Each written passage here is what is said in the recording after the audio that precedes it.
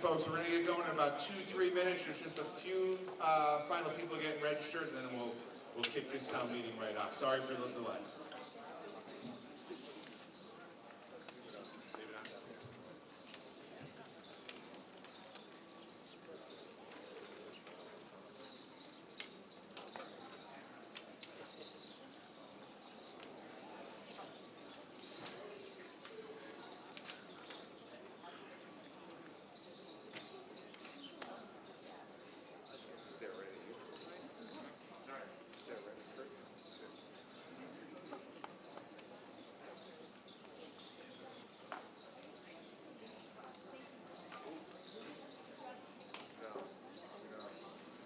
There's a few of us around, but there's not, not many family members.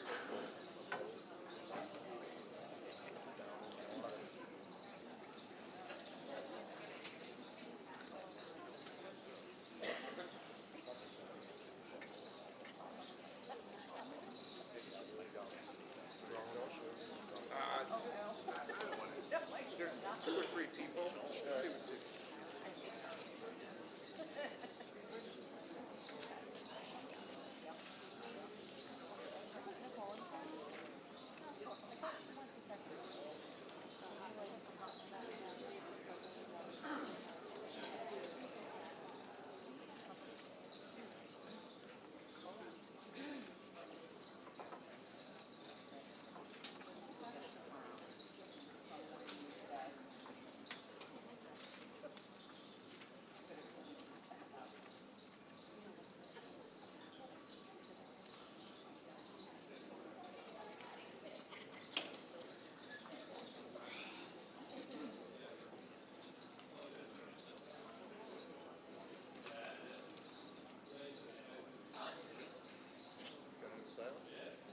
What? Yes. Yes. Not silent.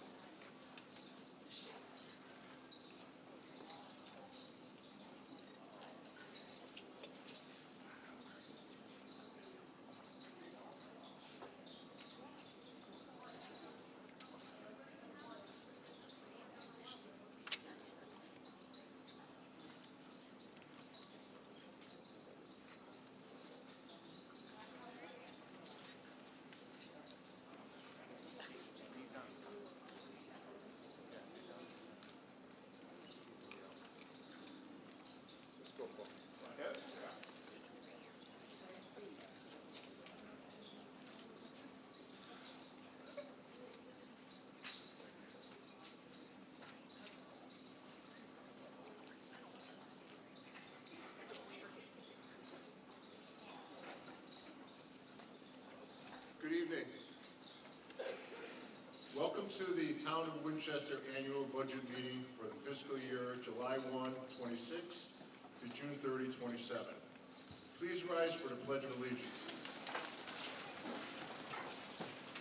I pledge allegiance to the United States of America and to the republic for which it stands, one nation, under God, indivisible, with liberty and justice for all. Please make sure your cell phones are on silent mode so we don't have any interruptions. I'm Dennis Stressel, and I live at 103 Blue Street.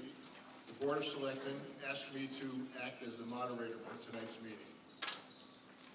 I'd like to call on the Town Clerk, Glenn Albanesius, to read the call of the meeting.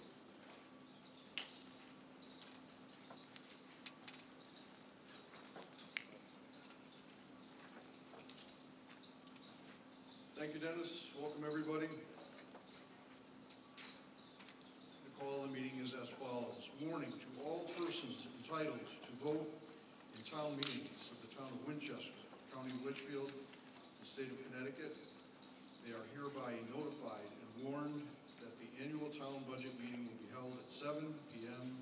on Monday, May 11th, 2026 at the Gilbert High School Auditorium located at 200 Williams Avenue, Winsted, Connecticut for the following purpose. 1, to receive a report of the Board of Selectmen, including estimates of receipts and expenditures and its recommendations in accordance with the law, and to take action upon the same, adopting a budget for the town for the next fiscal year commencing July 1st, 2026 to be voted on at referendum, and 2, to take proper action to come before said meeting.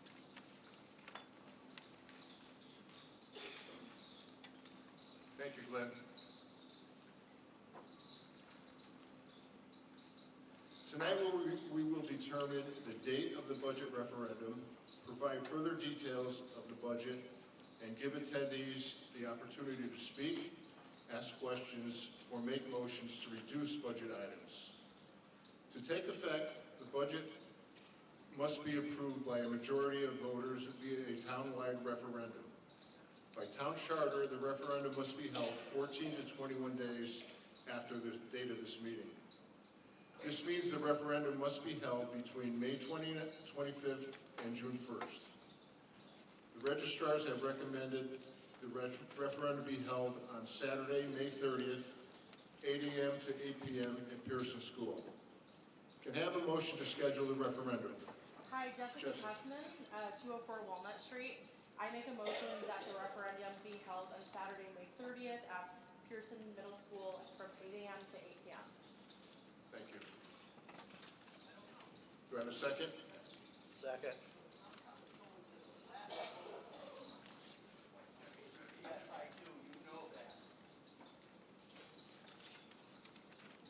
All in favor?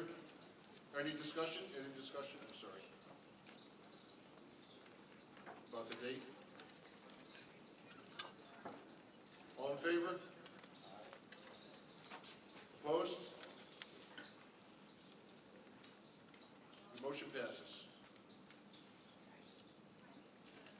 I'd like to now ask the town manager, Paul Harrington, followed by Julie Luby, the superintendent of schools, to summarize the proposed budget. Please hold your questions until the public is invited to speak.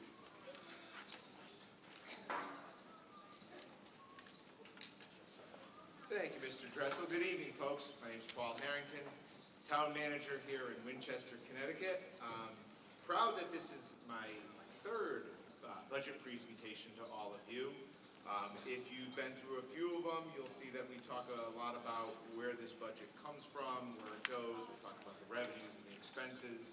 If there is a question, please hold it until the very end after Dr. Luby comes up and gives her presentation. But I think you'll find between the town slides and the Board of Ed slides, you'll have a great understanding of how we got to where we got to and exactly what is being asked for. But before we begin that, I think it's important to explain the entire budget process to the community. We were fortunate that last year's budget did pass on the very first try. So the Board of Selectmen did set the mill rate very early on in June. This allowed for a lot of other things that could happen over the summer. Economic development, there's some exciting announcements that'll happen. Some have already happened and some will continue to happen. And this really allowed the town staff to focus on other things other than the budget. So it's really important to try and pass a budget, usually on the first shot, because it does free up a lot of the town's time. But with all that being said, these budgets don't come together in a matter of weeks. They come together in a matter of months. We actually began the budget process of the budget you're all going to see tonight back in October. And back in October, we went out to all of our department heads and said, start talking about your capital requests. And capital requests are usually any item above $10,000, and they're substantial. They could be anything from an excavator to a plow truck to roads being paved, to you name it, air conditioning systems. We start talking about our capital requests back in October. In November, all of our department heads actually submitted their capital requests to the budget office. We started looking at those, we started talking about it, we looked, and we're going to show you roughly 59 requests from our department heads later on in the presentations of capital requests that, some did get pushed forward and unfortunately some simply couldn't. In December, we sent out to all of our department head blank worksheets. And we said, start building your budget. We send out blank requests, and it's called zero-based budgeting. It's a term that I know Dr. Luby uses. It's a term that I use. We don't care what you spent last year. We do.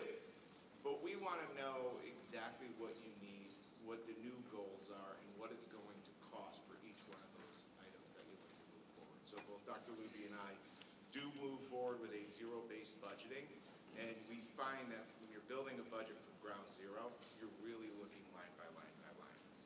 In January, all of the department heads finalized their requests over into the budget office, and it was sent over to me.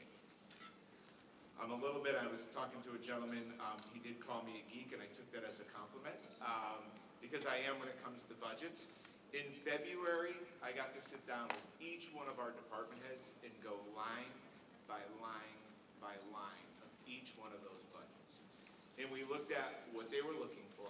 We looked at historical data of what was being spent over the last few years. And then we looked at where do we want to be total on this budget. I'm going to compete with the jazz band. There's a big concert, I think, tomorrow night that they're practicing for. But I heard they're going to be done by 7:30. So we got a couple minutes of that. So in February, we literally looked at, and when we look at it, and I use this as an example because it's stuck in my mind. One of our departments was looking for a big pack of batteries, 24 batteries of each size. Nobody goes through that many batteries in an office. So we whittled it down, and I actually had some batteries in my drawer, and I gave that particular department head batteries. But I say that as an example of a lot of times, people look at government as you raise taxes, you just ask, and you don't find efficiencies. And there's a slide later on, and we're gonna talk about the efficiencies that we worked pretty hard this year to show you all that every day that we come in, we want to make sure we're spending every penny that we get wisely, and we try and look for any cost efficiencies that we can. In February, the assessor's office submitted the grand list. The grand list makes up roughly 70% of the revenue that's brought in. That's your personal property, your real estate, and your motor vehicles. Those are those lovely bills that get sent out in July. You'll have to pay them. But that's based on the grand list. In March, I finalized the budget proposal. March 13th, I gave the Board of Selectmen the town manager proposed budget. Yes. Oh, I didn't switch. Oh, I didn't switch. I apologize. Thank you. That's Anne Marie, everybody. She couldn't do this job without her. She's awesome. Going back to, on March 13th, the town manager, I submitted the budget to the Board of Selectmen. That binder I brought for a few reasons. One, in case I ever have to reference it tonight, but there is over 800 pages of budget documents that the Board of Selectmen get to comb through. We give them every piece of data and information that we possibly they could be looking for, and we put it together with the binder. And then we do take Dr. Luby's, the Board of Education budget, and we add additional pages into our 818-page document, and we come up with what's called our budget binder, and we carry them around for a few weeks, and we craft the budget with it. The superintendent of schools presented their budget on March 24th, and she did a wonderful job, and I believe the head of schools was also there as well, presenting the Gilbert budget. On April 6th, we had a public hearing for the town manager's proposed budget. People came out, we got to see all of the budgets combined and what the town manager's proposed budget looked like. The Board of Selectmen took several meetings, discussed, debated, and ultimately came up with a proposed selectmen budget on April 20th. Typically, in all of the years, and it's been many years that I've been involved in the budget process, it stops there. And then we all come out to you all, and we meet you, and we show you the Board of Selectmen proposed budget. But this year was unique, and it got a lot of press, because SB 01 was passed down in Hartford, and that was the act concerning affordability.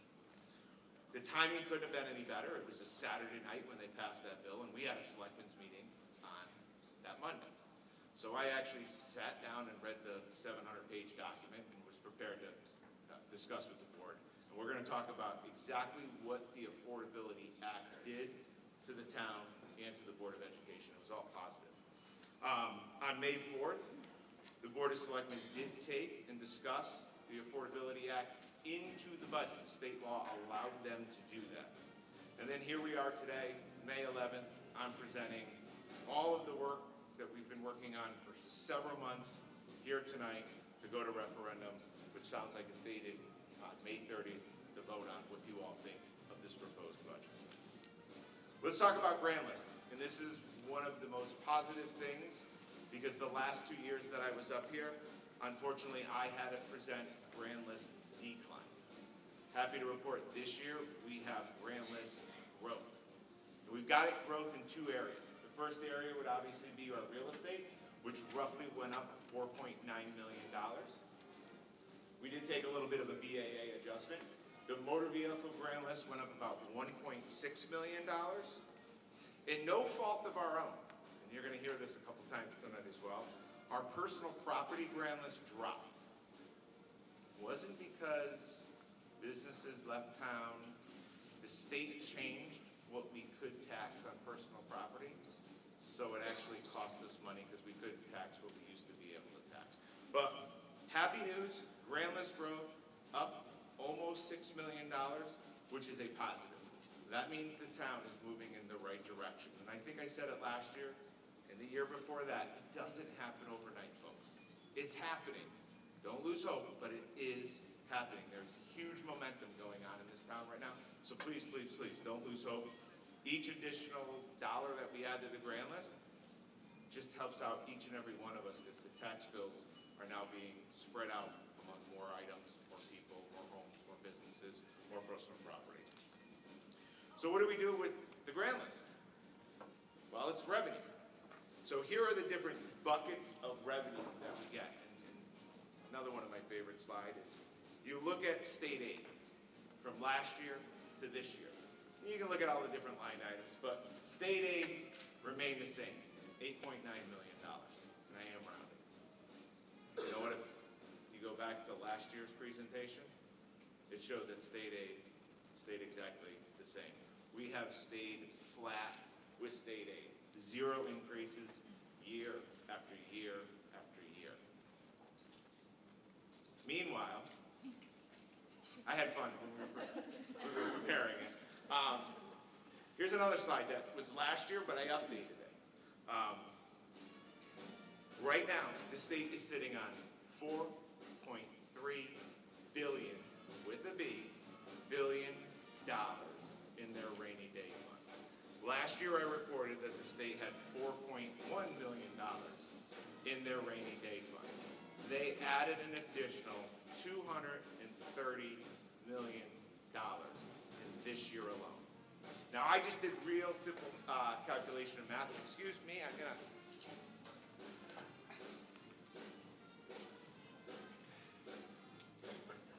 I did some real simple calculation. There's 169 towns in the state of Connecticut. Take 230 million, just don't even touch the quote-unquote principal, $4.3 billion. Take $230 million, divide it by 169 towns. Each town would receive $1.3 million. Sure, the big cities might cry and say that's not enough. $1.3 million to a town like ours would be game-changing. And I'm not even asking them to go into the $4.3 billion they've been sitting on.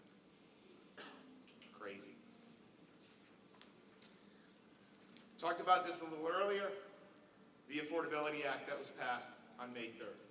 The town benefited from it. Well, we roughly received just over $400,000. We got it in 3 different buckets. The first bucket is a PQAP grant. We got $136,056. The Board of Selectmen immediately took action, injected that revenue into the budget, and in fact lowered the Selectmen proposed budget by 0.13 mils, dropping it to 30 mils from 30.13. We literally took that money that the state of Connecticut is saying, lower the taxes, and we did. Then, the 2 buckets that the Board of Education got.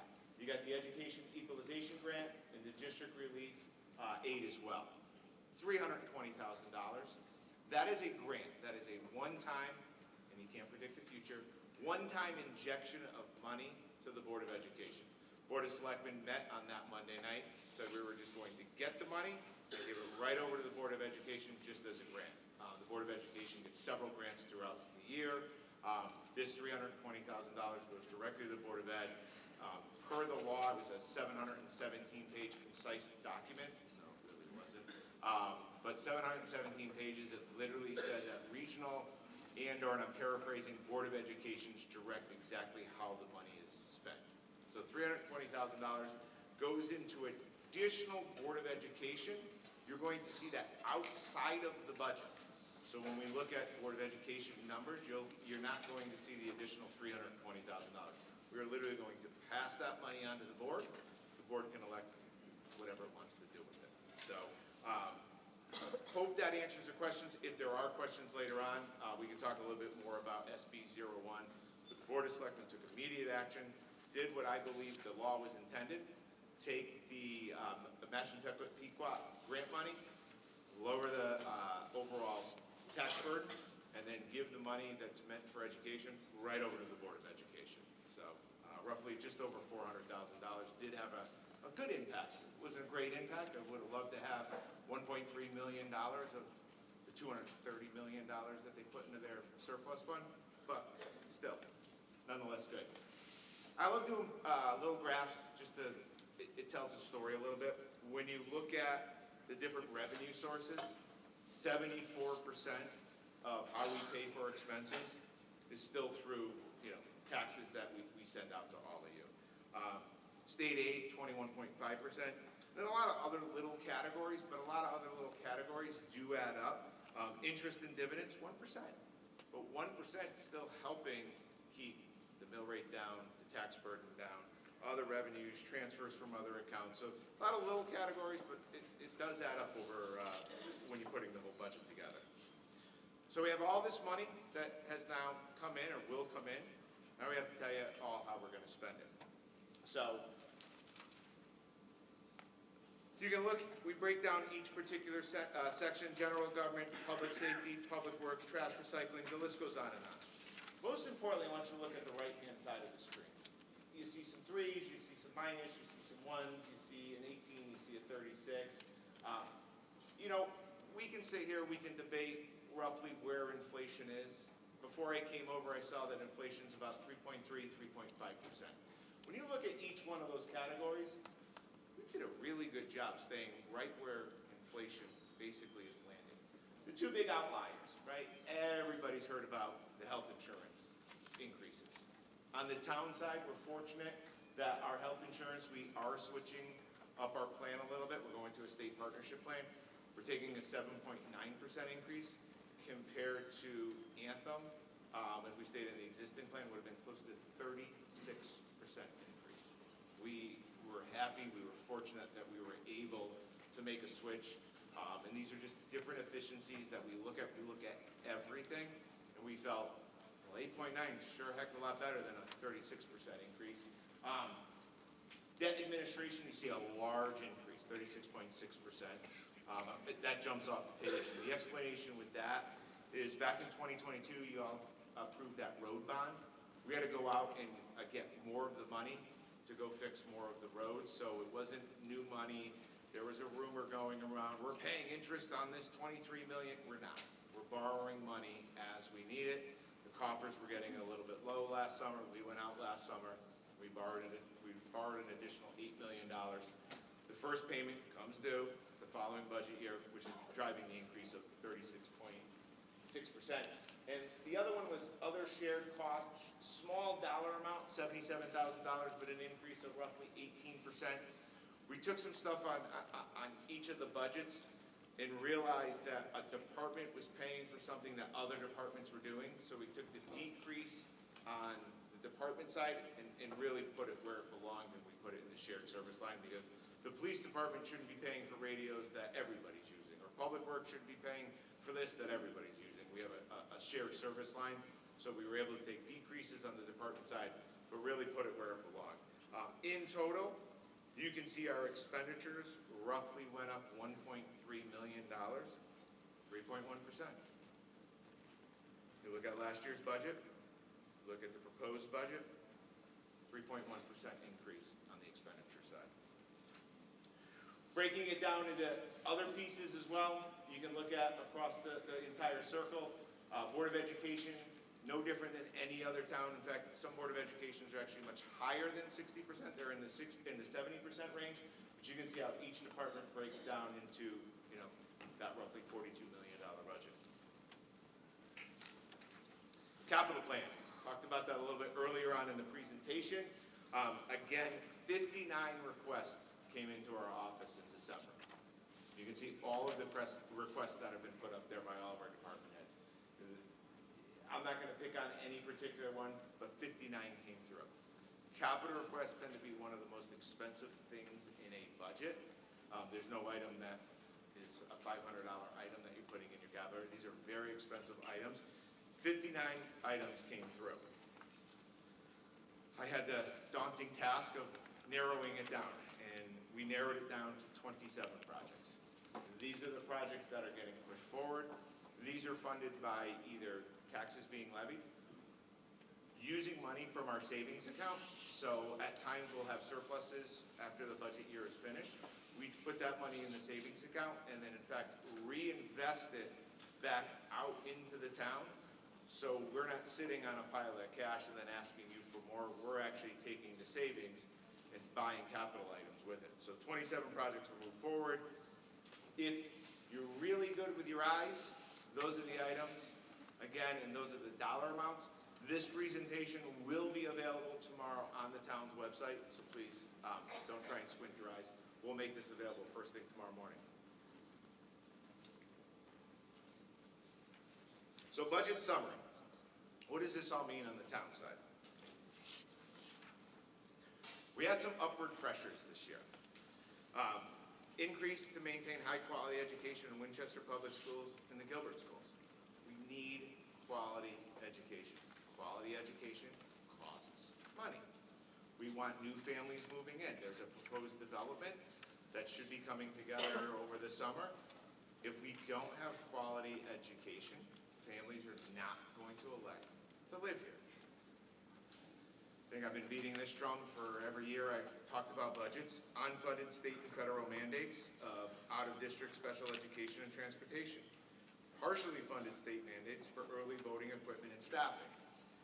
State passed a law when it comes to bigger elections, not the referendum, but when you come into election, everyone gets to vote 2 weeks early.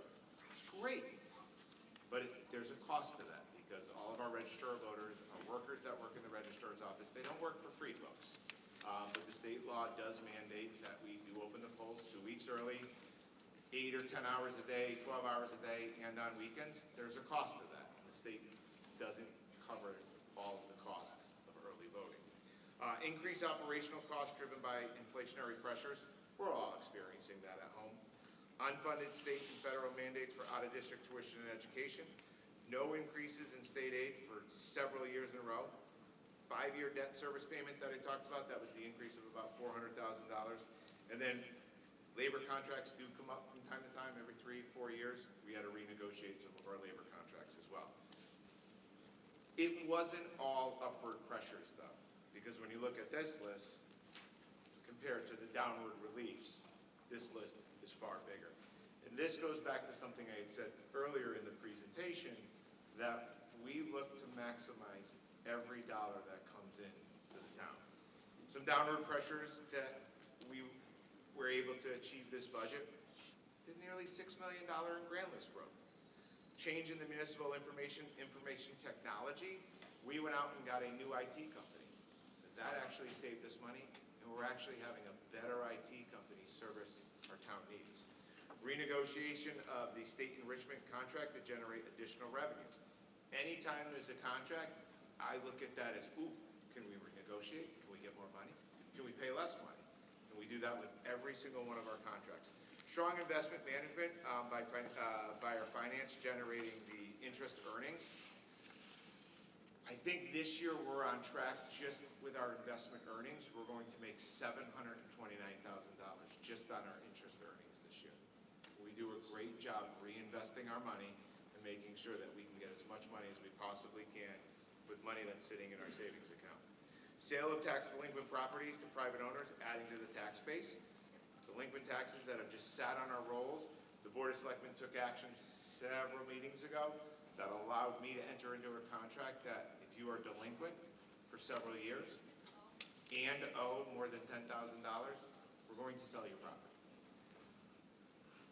Don't worry, if you're one of them, you'll get a letter from us, but it's time that people that go delinquent for year after year and the balance is up there, we needed something, and many communities throughout Connecticut are doing it. We're going to do a tax sale this fall. Strengthen our tax collector rates. Our tax collector office is doing a phenomenal job. When I first walked in here, rates were all over the place, but our tax collector office is going after every tax bill that they possibly can. Renegotiated vehicle gasoline supply contract. I'm going to pause on this one because this is a big win for the town. So day after Thanksgiving, everybody's in a little turkey coma. I was watching the gas prices and said, we got to lock in beginning July 1st. So I locked in both the diesel and the unleaded. The day after Thanksgiving, Good Friday, I locked in unleaded fuel at $2.14 a gallon and diesel at $2.46 a gallon beginning July 1st. That was huge savings. Imagine if we locked in right now with the price of gas. Insane. And that has a direct impact on the budget of why we're right at, a 2.83% increase. We look at things throughout the year and find the best time. Do we time it right all the time? No. But we're always looking to make sure we're maximizing the dollars that are coming in. Rigorous mid-year savings to increase fund balance injection. Just because we have the money approved doesn't mean that we're going to spend every dollar of that line item before the end of the fiscal year. We're going to continue to look for those efficiencies throughout the entire year. And then, of course, the SB 01, the last-minute addition of state aid to support education outside of the budget, and the last-minute addition of state aid to support town operations. It was huge. It was $458,000. The board took immediate action to help the town. So some upward pressures, but by far the downward pressures definitely outweigh it. I'm wrapping up quickly, and then we're going to bring up Dr. Luby. In conclusion, the current mill rate is at 29.17. The proposed mill rate is going to be at level 30. When it showed up on the piece of paper, and I was like, wow, I don't think I've ever had a mill rate just be just 30. 0.83 mill change, roughly, sorry, I misspoke. That was 2.83, it's 2.84. Going back to what I had said earlier, inflation, roughly 3.3%. We're below the cost of inflation right now at this 2.84% budget. I know that is a lot of numbers up there. What does it mean for me, Paul? Average tax bill, average home value, $329, assessed value, $230, 30 mills, $6,911. Joy. Well, that's not meatball. Let's break it down even further. Cost per day, everything. Looking at, and I'll go right in the middle, $357,000 home value. Assessed value is $250. Property tax now, $7,293. This budget passes. That tax bill annually would be $7,499. Daily property tax now, $19.98. Daily property tax with this proposed budget, $20.55. Additional tax burden per year on that $357,000 house is $206.99, roughly 57 cents a day. Look at the sheet, figure out where your house roughly falls. That's what you're roughly looking at with a 2.84% tax increase. Again, this presentation will be available tomorrow up on the town's website. With that, I am going to turn it over to Dr. Luby. And then I'll be back up for closing, and then we'll open comments. Thank you, Paul. You're welcome. Good evening, everyone. Thank you very much for the opportunity to speak tonight. I want to start with what we all share, a commitment to this community. We sit in very different roles and carry different responsibilities, but we are all working toward the same goal, a strong, stable, and thriving town. And our schools are central to that. They're not separate from the town, they are woven into it. They are where our children learn, where families connect, and where the future of this community takes shape. I also recognize something that's very real right now, the concern about taxes and the impact that increases have on families in this community. That concern is real. That is why we are not presenting a growth budget. The budget that we are presenting does not maintain the current level of services. It is a reduction budget. Over the past several years, we've made difficult decisions to get here. We've reduced positions, renegotiated contracts, shared services, and maximized every available grant dollar. Those choices were not easy, and they were not without impact. At the same time, with your support, we've made targeted investments that have strengthened our schools, improving safety, student achievement, and school climate. What I'm asking tonight is that we hold on to that progress, because at this point, further reductions are no longer about finding efficiencies. They are about removing supports that students rely on every day. As you listen tonight, I ask you to keep one thing in mind. This budget reflects what it takes to sustain the education and support our students need, and every decision we make about it is ultimately a decision about what we believe our students and our community deserve. Reducing the school budget does not eliminate costs. It shifts them, and in some cases, it increases them in different ways over time. Reductions will be felt in classrooms, in student support, and in the day-to-day experience of our schools. A little bit first about the context. Over the last dozen years, you can see that the cost of living is up about 40%, and over the same period of time, the Board of Education budget is up about 20%. You can see the problem there. We were able to do that because we were fortunate to have outside funding. For one period of time, we received Commissioner's Network grant money to the tune of roughly $1 million a year. And as that was drying up, there was COVID relief money that came in, also hundreds of thousands of dollars per year. Those two sources of income allowed the town the luxury of not increasing the Board of Ed budget. Over the last half dozen years, our enrollment is up 11%, but our staffing is down 3%. We're doing more with less. We're up roughly 60 students and down about 5 adults. And over that same period of time, students' needs have greatly increased. Seen another way, this is the town appropriation to the Board of Education over the last dozen years.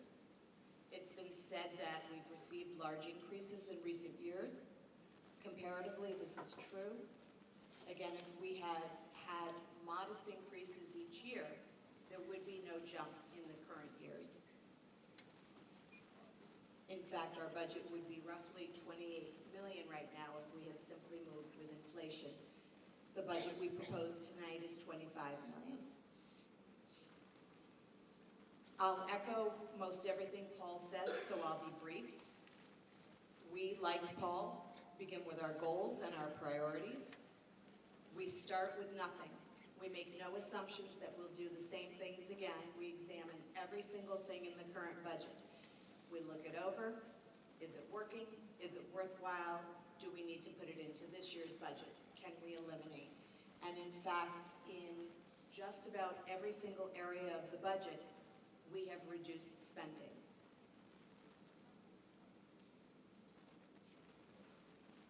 In order to bring in a budget that was as low as possible, we have renegotiated our bus contract, our medical advisor rate. We have renegotiated with all of our vendors. We have reduced our software budget, both instructional and operational. We have evaluated every possible way to decrease our health insurance cost increase. We have applied every dollar we can get our hands on, including the recent allocation from the state that Paul spoke of.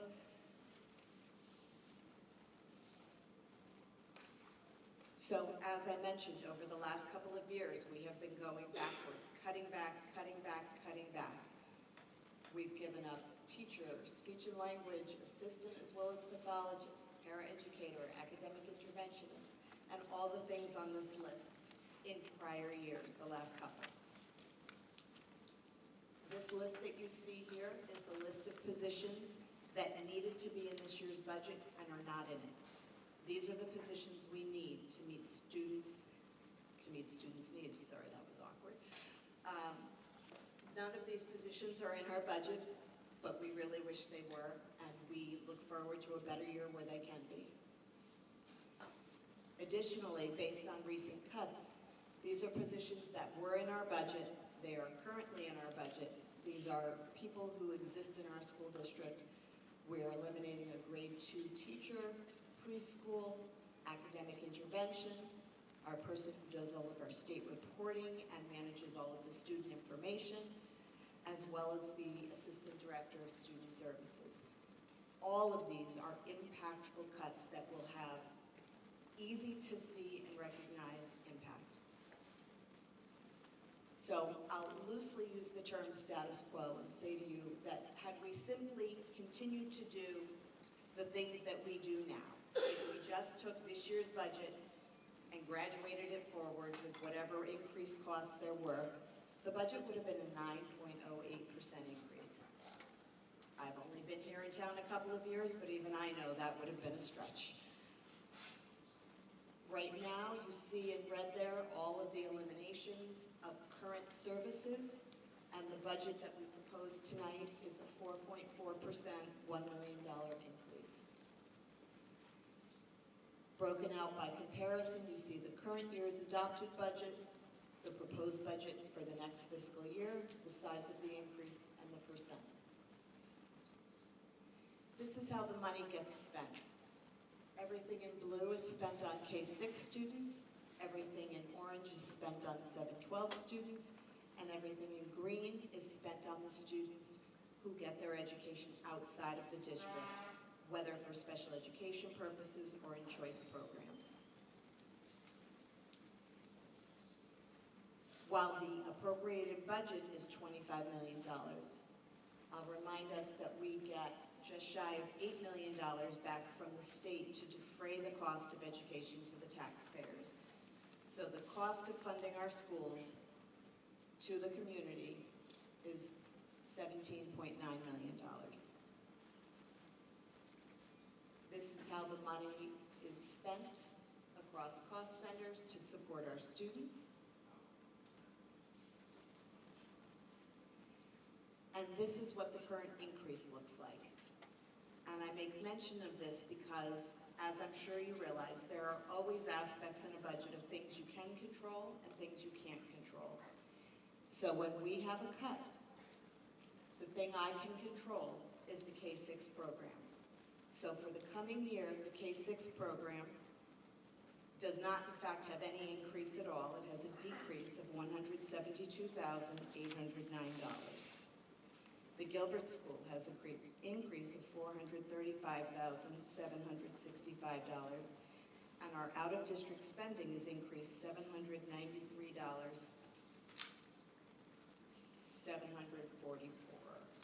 Maybe, sorry, I didn't put my glasses on. Pretty close there. It's 793, I'm sure of.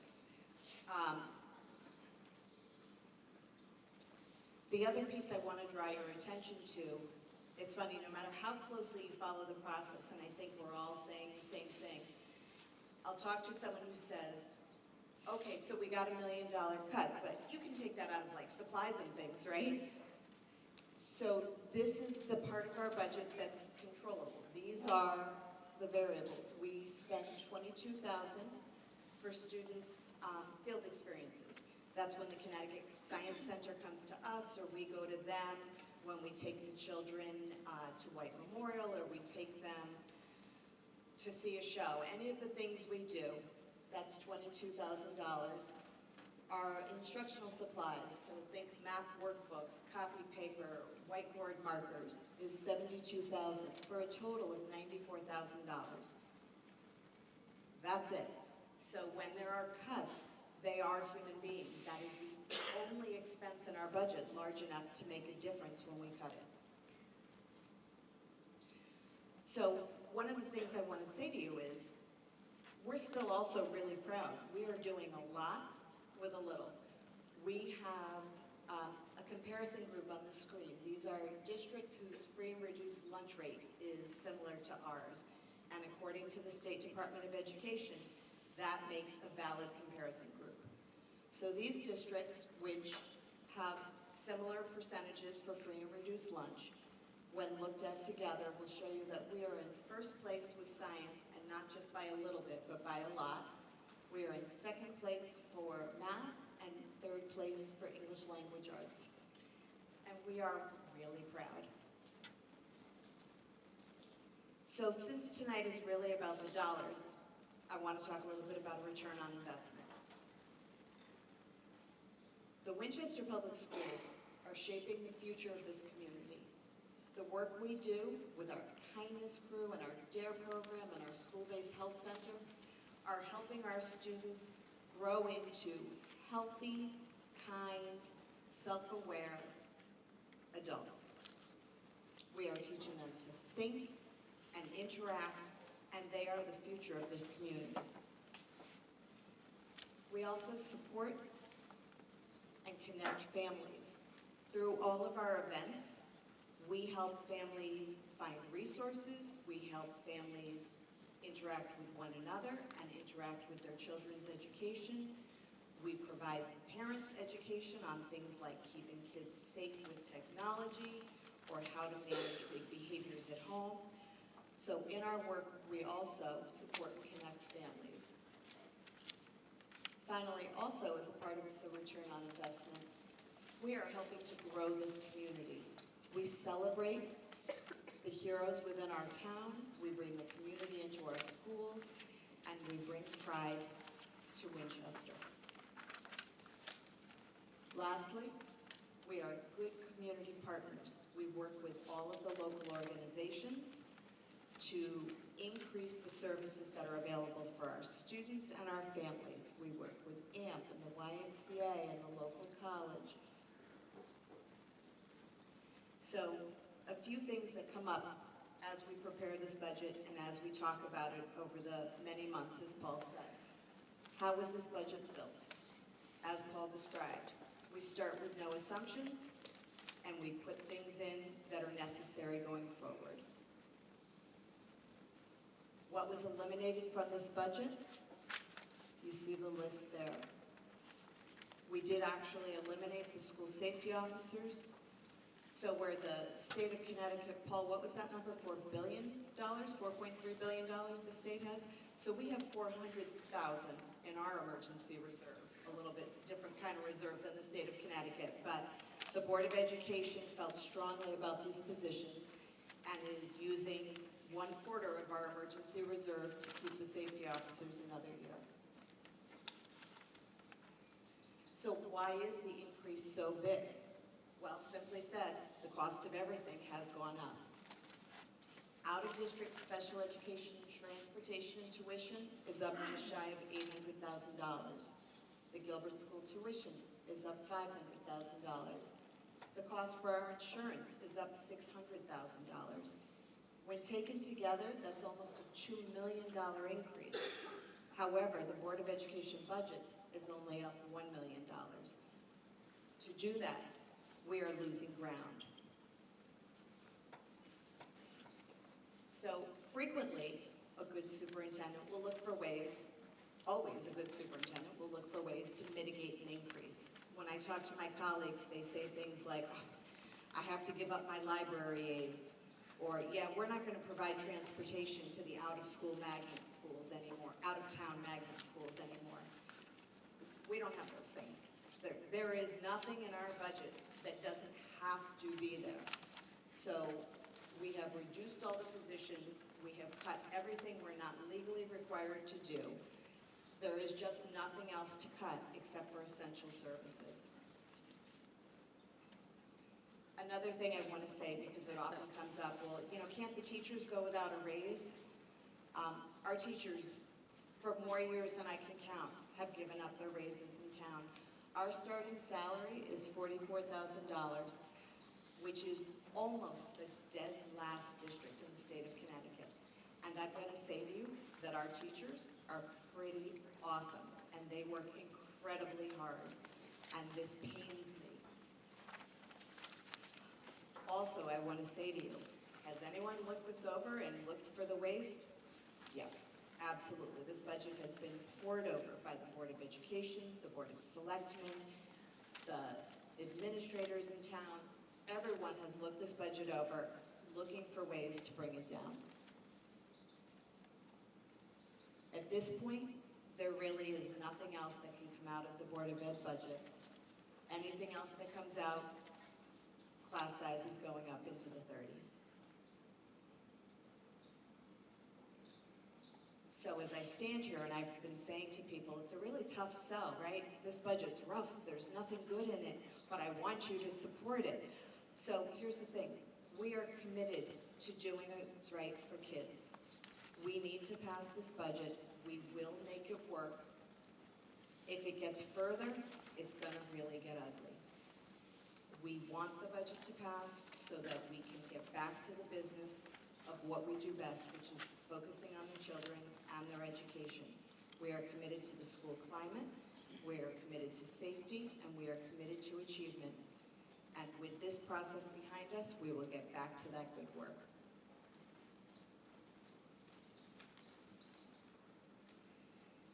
The schools are truly a part of this town, a part of it, in fact. We are Winsted. We live here, we work here, we shop here, we raise our children here. Our success is shared. If our schools succeed, this community succeeds. And if our schools struggle, the effects don't stay inside our buildings. They are felt across the entire town. I understand the weight of what we're asking, especially in a tough year like this. The budget is not just about funding a system. It's about deciding what kind of community we want to be and what we're willing to sustain for the people who call this place home. Thank you.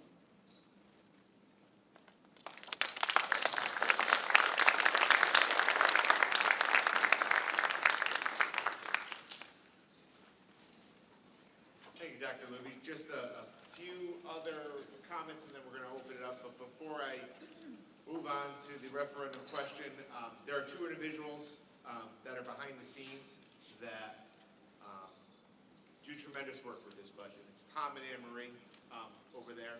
This time of year, we tend to get a little bit on each other's nerves because we've had Tom shaking his head. But a lot of the 819 pages that you see in that binder, a lot of their blood, sweat, and tears goes into that.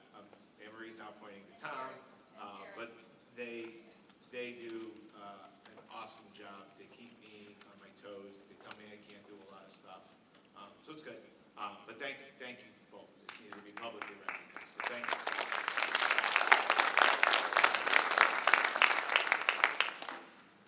Don't let it go to your head, Tom, all right? Skip the slide. The question that will appear on the ballot is as follows. Shall the town of Winchester adopt the proposed budget for the next fiscal year commencing July 1st, 2026, as presented by the Board of Selectmen, in the amount of $42,290,600 and allocate $1,296,000 from the town's fund balance for one-time capital improvement projects. Voters approving the budget will vote yes. And voters opposing the budget will vote no. Absentee ballots will be available at the town clerk's office at noon tomorrow. You got to give us a couple hours because we just got the date and all that stuff.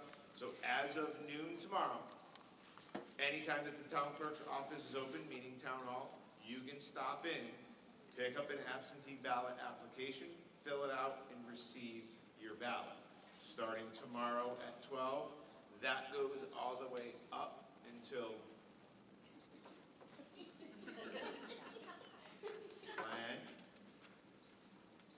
being told by the registrars no. They have to be made available within 4 days of the budget tonight's meeting, and they have to go to the printer tomorrow. The most well-rehearsed presentations sometimes go a little. Glenn, what say you?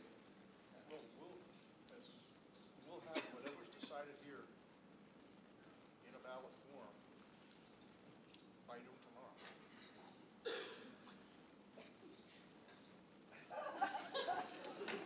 A lot of years in it, it's never been yes. 4 days. Probably Thursday. By law, they have to be available within 4 days of tonight's meeting. They have to go to press, so we have to make up a ballot tomorrow and send it to the people who are making the ballots. Okay, so let's do this. Could you repeat what she said? Yes, the registrars are saying, and I believe I know why they're saying that. So, per our charter, that our ballot needs to go through a machine. Because of the new state's voting system, you all got to use that last November. We now have, we can't just print a ballot on a piece of paper and say, here, check the box. These are actually registered ballots bought from a certain company. So let's do this. Going on the clock. Friday, 8 a.m.? Definitely. Friday, 8 a.m.? Friday, 8 a.m. Go. And I apologize. Again, well rehearsed, but Friday, 8 a.m., absentee ballots will be available in the town clerk's office. Anytime that the town clerk's office is open, town hall hours, you are able to come in, ask for an absentee ballot application, fill it out. I don't want to go through the whole process. Fill out the application. Then in return, when you turn in that completed application, you will be given a ballot, which will then go in an envelope, which will then be processed when the polls open up on May 30th. With that, I'm going to turn it back over to... Isn't the town hall closed at 12 o'clock on Friday? What did we say? We said 8 a.m. It was 8 to 12. Yes, we close early on Friday, but 8 a.m. Friday, ballots will be available. So, really quick, the hours of town hall, Monday, Tuesday, Wednesday, 8 a.m. to 4 p.m. Thursday, 8 a.m. to 6 p.m. Friday, 8 a.m.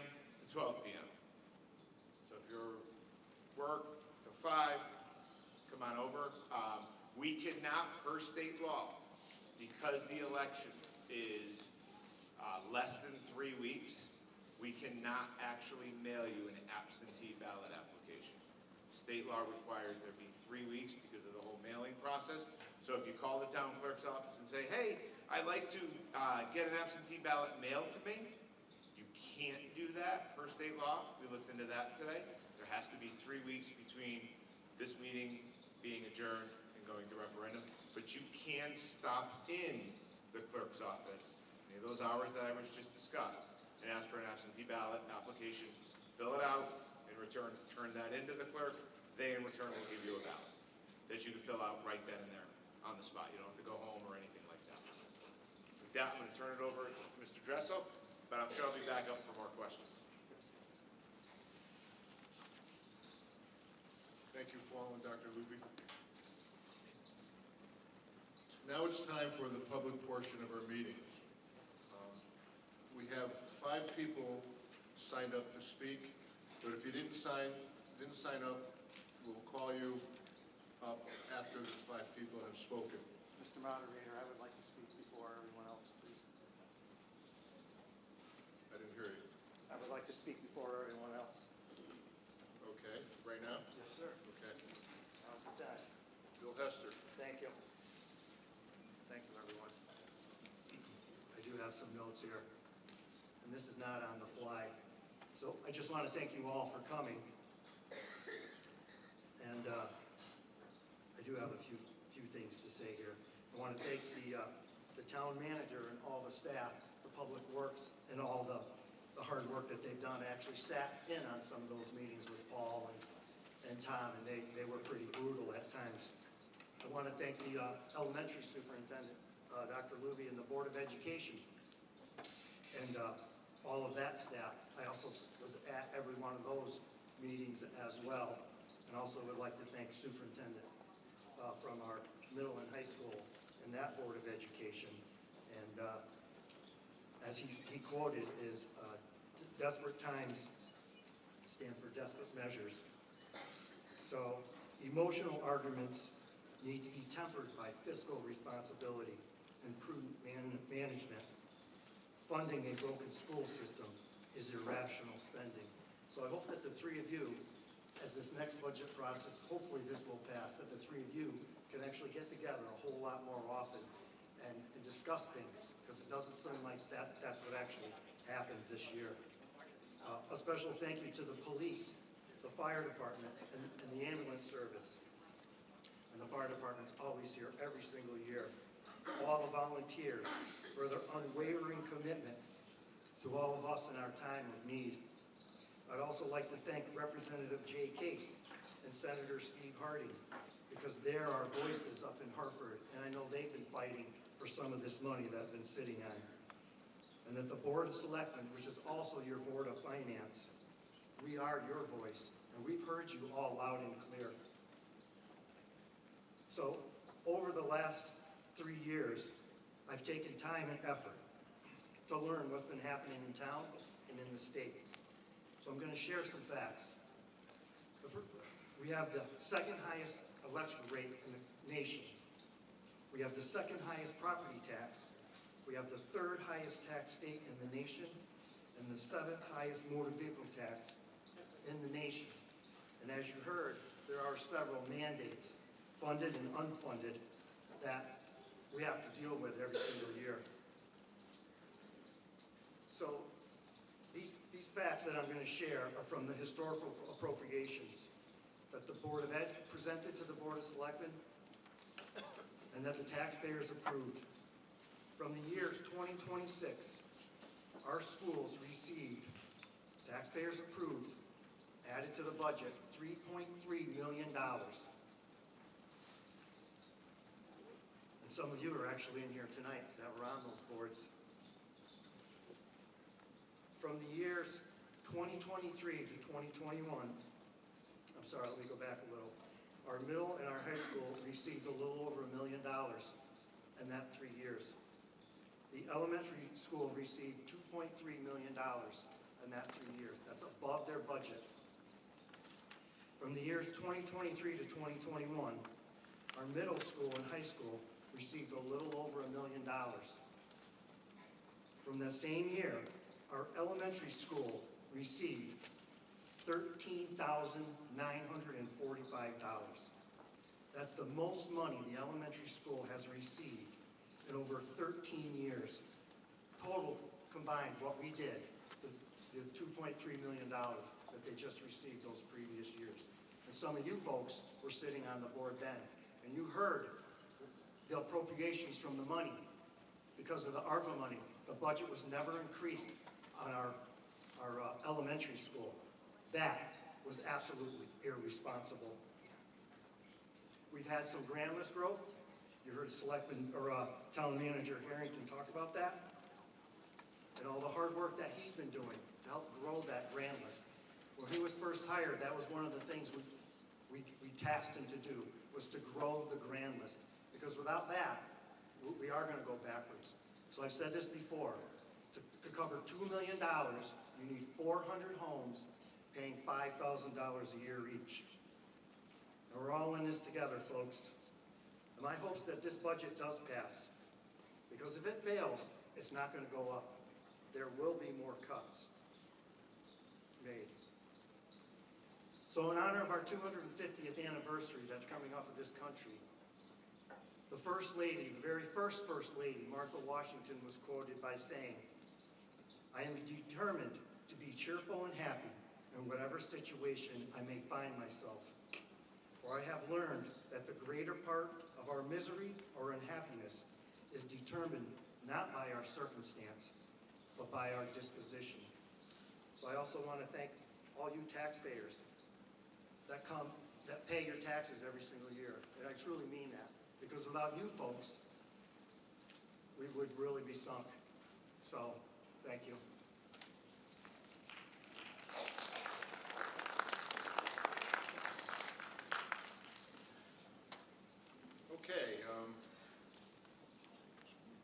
have 5 individuals signed up here to speak, and if you want to speak and didn't sign the list, we'll have you up after the 5 people speak.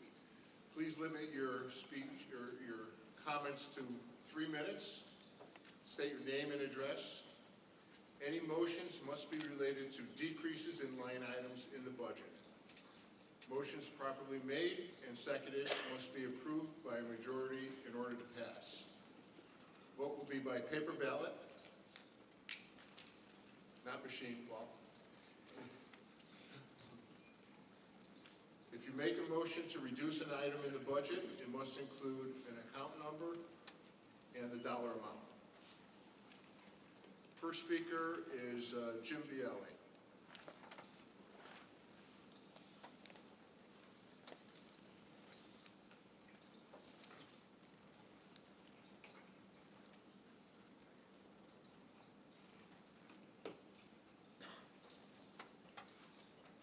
Jim Biley, 144 Smith Hill Road. Good evening, everyone. It's good to be here with all of you tonight.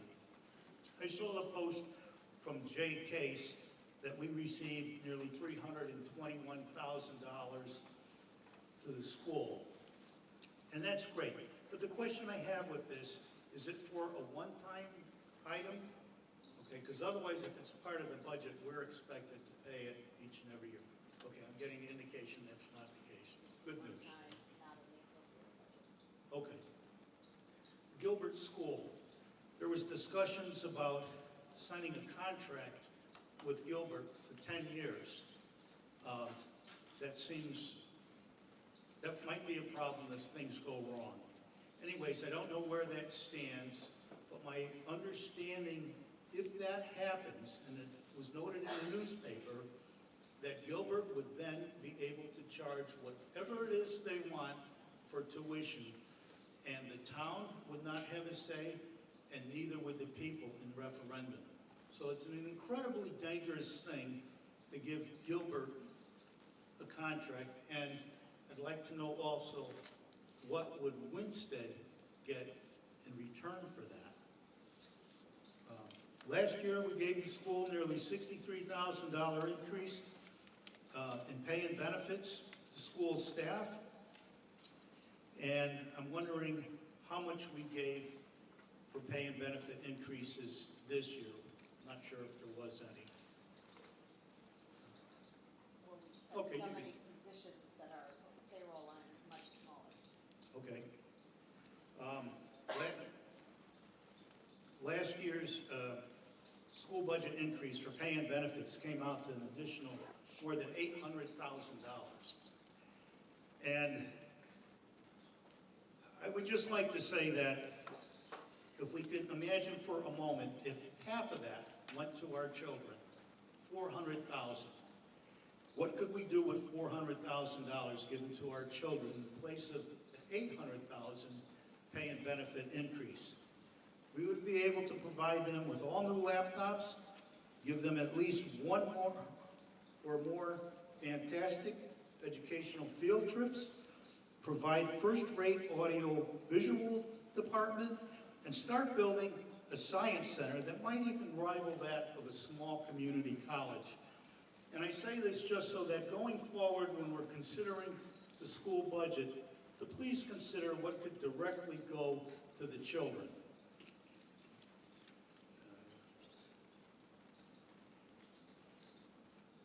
And one more thing, there's some must-haves that we almost never talk about. The police department, the ambulance service, which I'm told if they get 3 or more calls at the same time, we've got a problem. Public Works, and the fire department.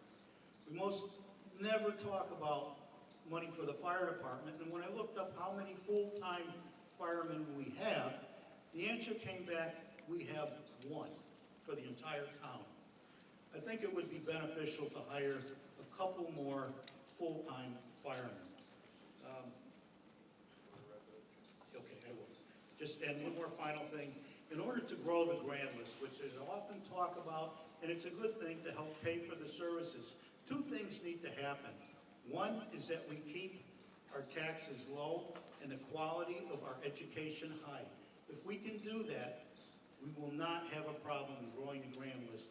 And I know there are still some issues with math, science, and history with our kids in the school department.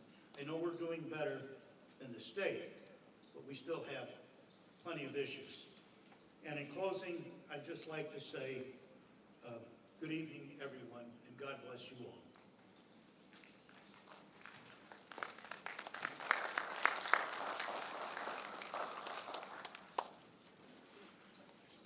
Erica or Ruther.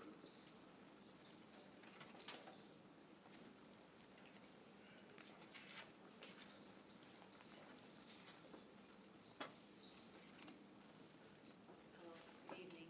I'm Erica Berther, 151 Meadow Street. I don't come with any statistics or anything like that. I just come as a mother who has 5 children in the school system here and am living on the salary of a bus driver. So I'm sure all of you have recently gone to the grocery store. All of you have recently had to purchase something. We could all feel the increase in all of our areas of living. It's just really painful when we feel that we're carrying that burden as a people versus sharing that burden with the state. I think all of the numbers you've shown us have been very realistic, and it's painful to see that the people that have the ability to allocate funds that could change, I would be willing to bet everybody's life in here, especially if you have children in the school system, they're just willing to hold on to it and justify it by any means possible. I don't think anybody in here has the idea to go somewhere and say, I want the best, but I don't want to pay for it. So an increase for the sake of bettering our community, I'd be willing to bet majority people here can get behind. But we also want a real answer on how can we really be heard by those who are holding that $4.3 billion, because they're not answering their phones. They're not checking their emails. I've sent a few. And if there's really a way that we can be getting together as a community and doing something to help them hear us, to get that money, I would love to know what it is personally. I have a child who's in pre-K. I have a child who's 13 and gamut in between for all 5. So the school funding really matters to me. And to think of not having a preschool class for my son or having the behavioral health support that 1 in 5 children this day and age need is terrifying. So I thank you for all that you guys are doing. I thank you for going through everything with the fine-tooth comb and trying to find the dollars that you can, especially you, Luby. And just let us know what we can really do to ask the people who have the means to release it to us as the people. Thank you for your time.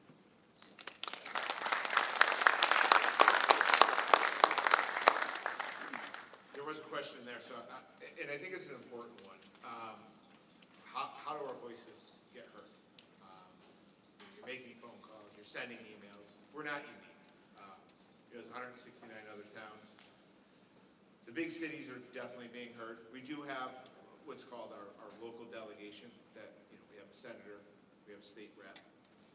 I would say continue to phone call, email them, the governor's office. Our voices were heard this year. It's working. It's not everything that we wanted, but I guess what I offer all of you is our voices were heard this year. We got, and I said it when I was going through the budget timeline, first time in 18, 20 years that I've been talking about budgets, that we had that May surprise, $400,000. So it's working. Is it everything? No, don't stop, okay? Yes, the session is over, but they're still your elected officials. There's another election in November. Whatever happens then, we'll have elected officials then. Keep the pressure on. I know our offices do. There are several conferences throughout Connecticut. CCM is one of them. they spearheaded, this Affordability Act. But you saw when people got involved, the state released money. Imagine if the $230 million additional surplus money was just divided out. It's 1.3 million. So I don't know if I answered your question.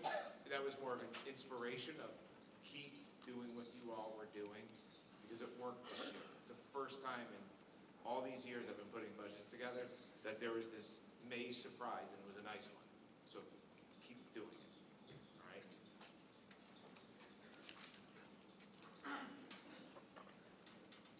Peter Stebbin.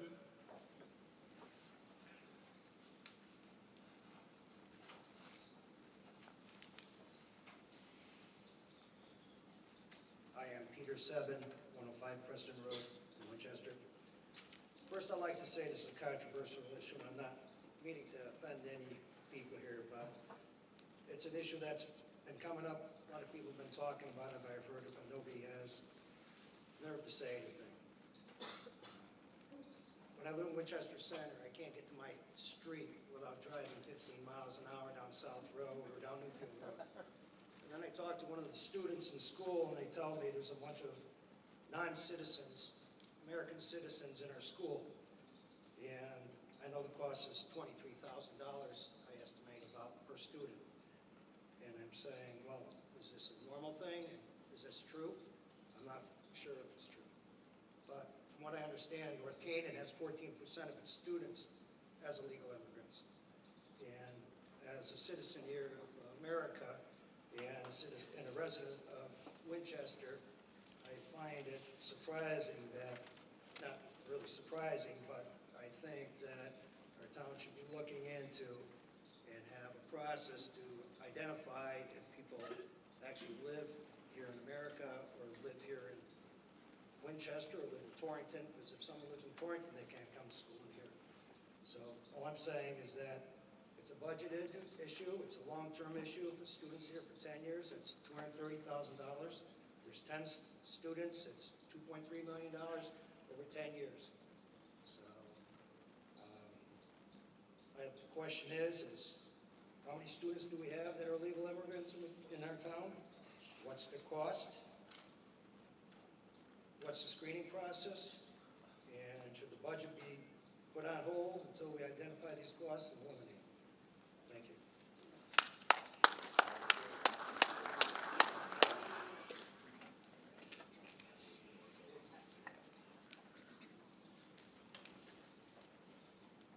I'm just going to give a brief answer to that and say that the state of Connecticut requires us to provide an education to children who live in our community. In order to enroll in our schools, we have a rigorous residency process, which involves establishing residency through 2 forms, whether it be a mortgage or a lease, and then an electric bill or other utility bills that demonstrate that you live here. So under the law, the expectation is that you live in Winchester, and we must educate you, so we ensure that you live here in accordance with the law.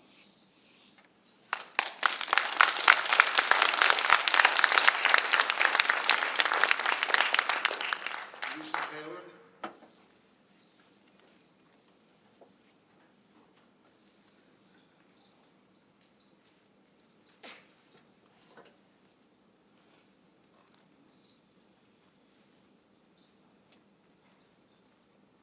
Lisa Taylor, 138 Shore Drive, Winsted, Connecticut.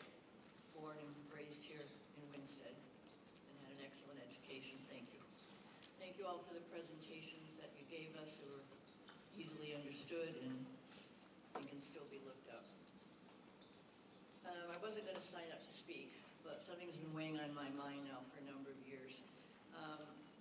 My father was a member of this community, Tony Angarano, and my brother and I, mother, and I was left a legacy by my dad of my 1947 falling apart cottage on Highland Lake, but unfortunately that doesn't matter to do with property taxes. I remember when I went to, kind of argue about foundation cracks and how old it was and how much money I put in for improvements and all, and they stopped me mid-sentences and said that doesn't matter. it's just the property. And I unfortunately, when my father bought this perfectly wonderful property back in 1968, taxes were a lot lower. And he bought it right on the lake on Indian Point, middle of Short Drive, and it's a gorgeous place. But I can't afford to keep living here anymore. My husband was from Arizona. He passed away last fall, and we were able to get a home from his uncle. And I've been graced to be able to live in both places. Just to give you an example, it's a 2-bedroom, 2-bed house, attached garage, more acreage, views of Sedona, in my front yard, and valley views in the backyard, hot tub, deck, lots of things. But I guess that doesn't matter. But the location is an excellent location. It's very coveted. There's only 4 houses up on a mesa. I pay $1,200 a year in taxes. When I went there in the mid-90s, it was $800 in taxes. And here, every year, it goes up by the thousands. I am now paying $10,800 for that piece of property, which is under an acre. It breaks my heart. I want to keep coming back here. This is my home. I was just driving here, and I drove by a building that used to be my nursery school. You know, I have so many memories here, and that I may have to leave my hometown forever.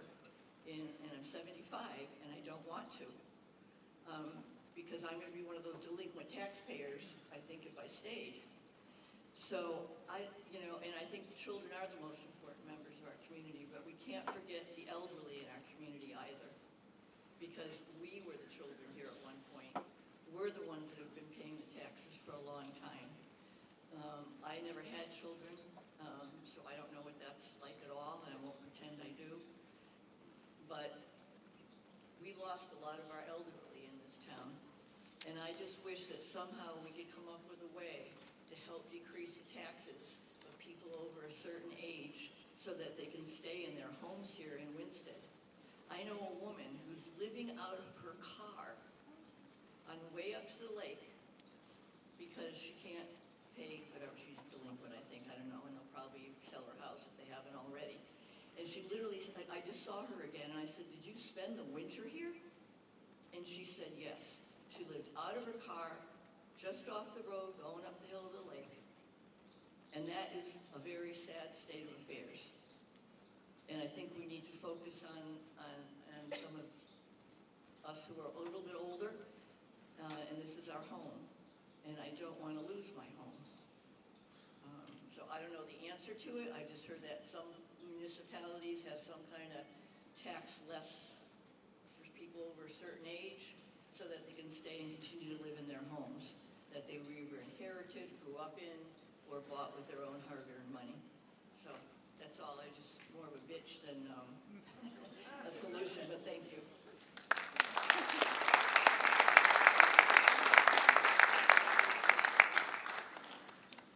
Appreciate you coming up, Ms. Taylor. For all, anyone watching on YouTube, anyone going to watch later, there are several programs that the assessor's office does offer. It is income-based. If you're struggling, stop in to either our tax collector or our assessor's office and see if one of the programs fits your unique situation. Another item that the state of Connecticut allows now, we will be talking about it at a Board of Selectmen, is the Homestead Act.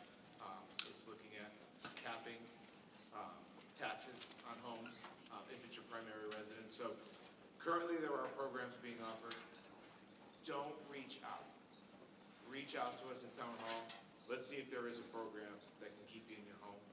There are programs available. So that's not just to Ms. Taylor, but it's to anybody here or watching at home. There are programs that are available.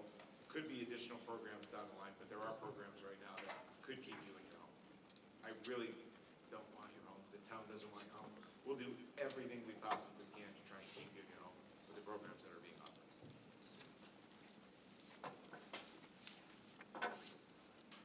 Rachel Gagnon? I'm gonna pass. I'm all set. No? Anybody else? Yeah.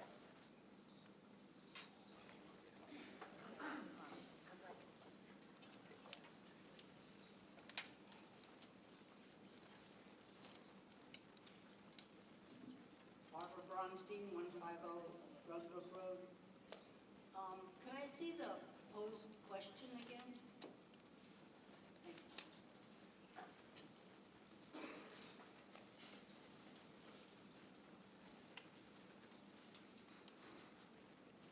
So as I read this, I see two different things that I need to vote on. One is the 42 billion, is that right? 42 million. Billion, whatever that is. Okay, plus another 1,296,000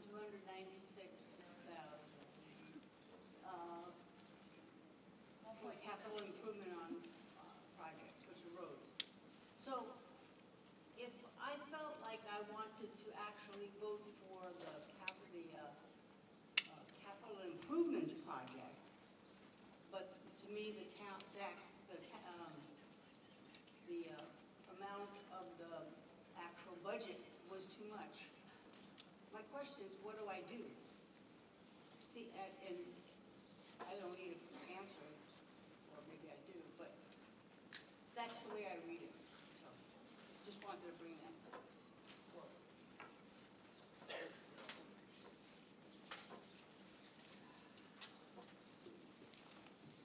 The question that's being asked is it two questions or one?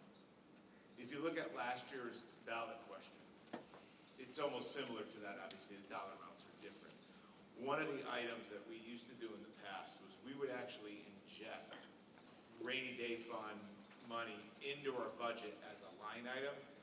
This way, we're showing it even more transparent that we're actually taking $1.3 million out of our savings account to help pay for capital items. In the past, not last year, but years before, we would just roll that all in, put it as a line item in the budget, as a revenue line item, and give you the budget. Now we're saying that $42 million, $1.3 million are actually allowing you to know how much money is coming out of the savings account to fund capital items in the budget.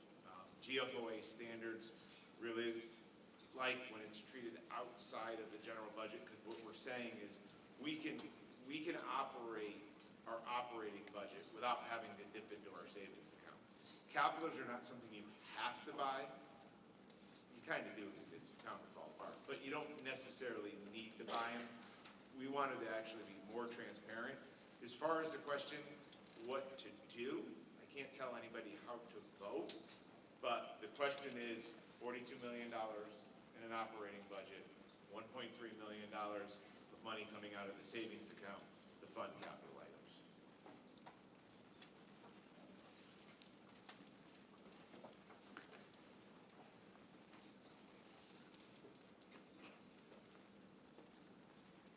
Bill Hudock, 232 Granville Road. I'm going to ask the question I ask every year at this meeting, which is to have all of our elected officials actually stand up here and tell us why they support the budget or if they don't support the budget. It should not be, it should be a transparent item and it should be said. I would note though that Selectman Hester already has done that, and I appreciate that. I would take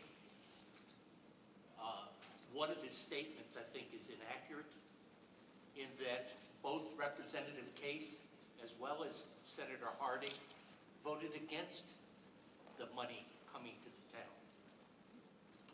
That was reported this week. I have 3 news sources. So from that perspective, I'm not sure that we can thank them for that. I would note, however, that this is a very difficult budget because I think it's been cut too far. And I recognize the fact I don't like paying more taxes. I don't think anyone does here. I'm concerned, however, about public safety. Costs are not going up, they're going down in this budget. I'm concerned about the fact that the Board of Education is being cut a lot. And one of the things that I'm seeing is that when so much of our money is going out of district, that may be saying that we're not doing enough in district. And that we should start to look at this not as a zero-sum game. That we have to be able to fund education that is required by the state, and that we have to be very careful about how we do that. So I would commend the Board of Education, as well as the superintendent, as well as the head of school for Gilbert, to look at that question. What can we do to reduce that amount of out-of-district spending? So I will now turn it over to the selectmen to speak about the budget, and I thank you all.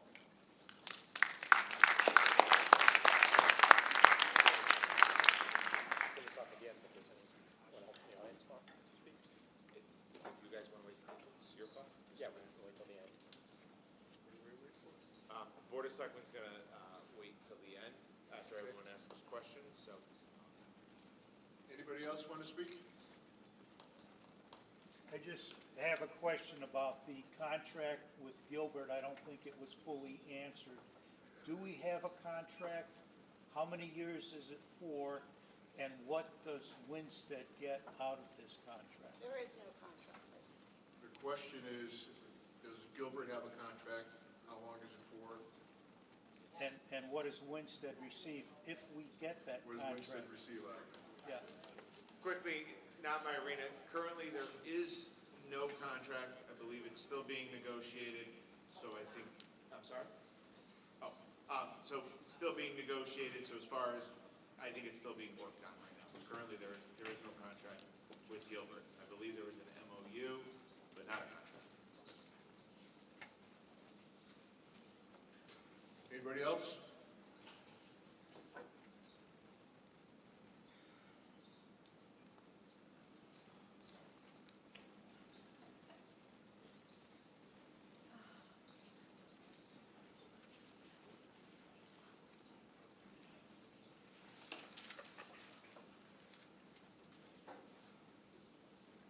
Good evening, Deb Jablonski, excuse me, 181 Mullins Hill Road.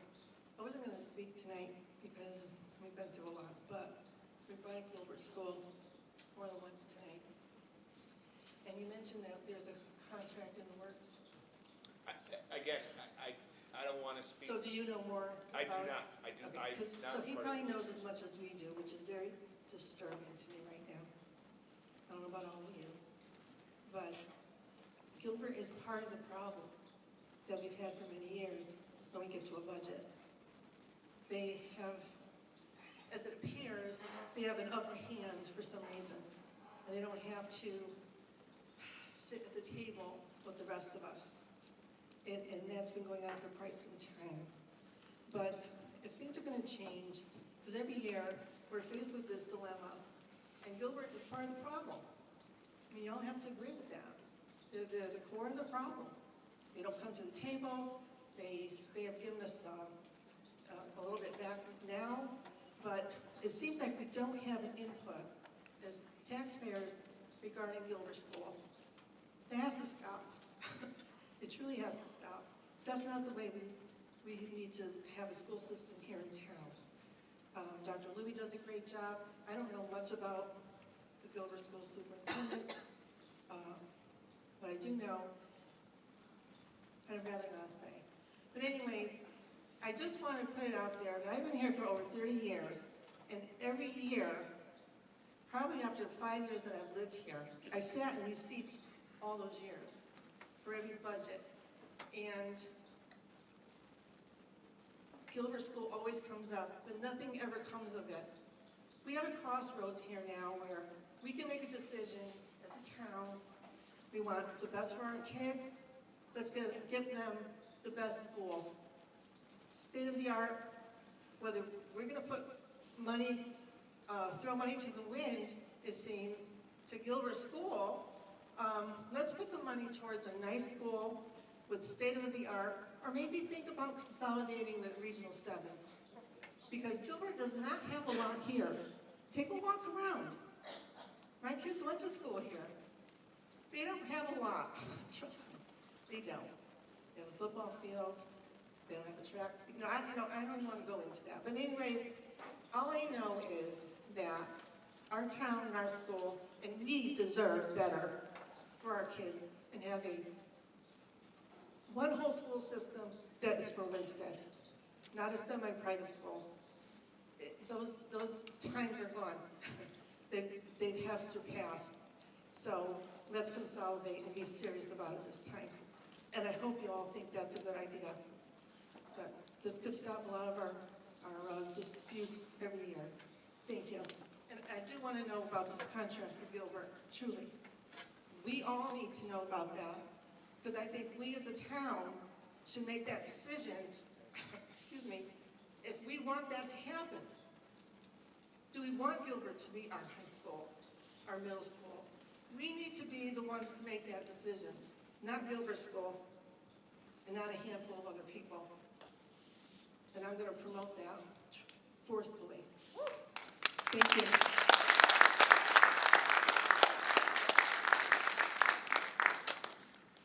Anybody else?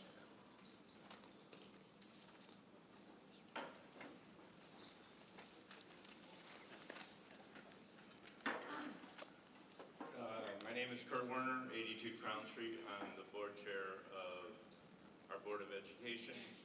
I'm also on the Gilbert board. I just want to speak to a couple things about, it does come up every year and I'm getting a little exhausted with it. So we started the process of trying to negotiate a contract with Gilbert last year, and our boards, each board has a committee right now. The budget took priority right now, so there hasn't been much discussing, but it is one of my priorities as the board chair to get Gilbert and Winchester in a room together to negotiate a contract. Gilbert's been here for 130 years. Gilbert will continue to be here. We can talk about building a high school, and in fact, our board has decided to do a study to look at options.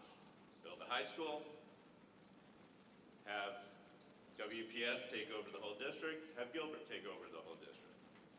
So those are the options we're looking into currently, okay?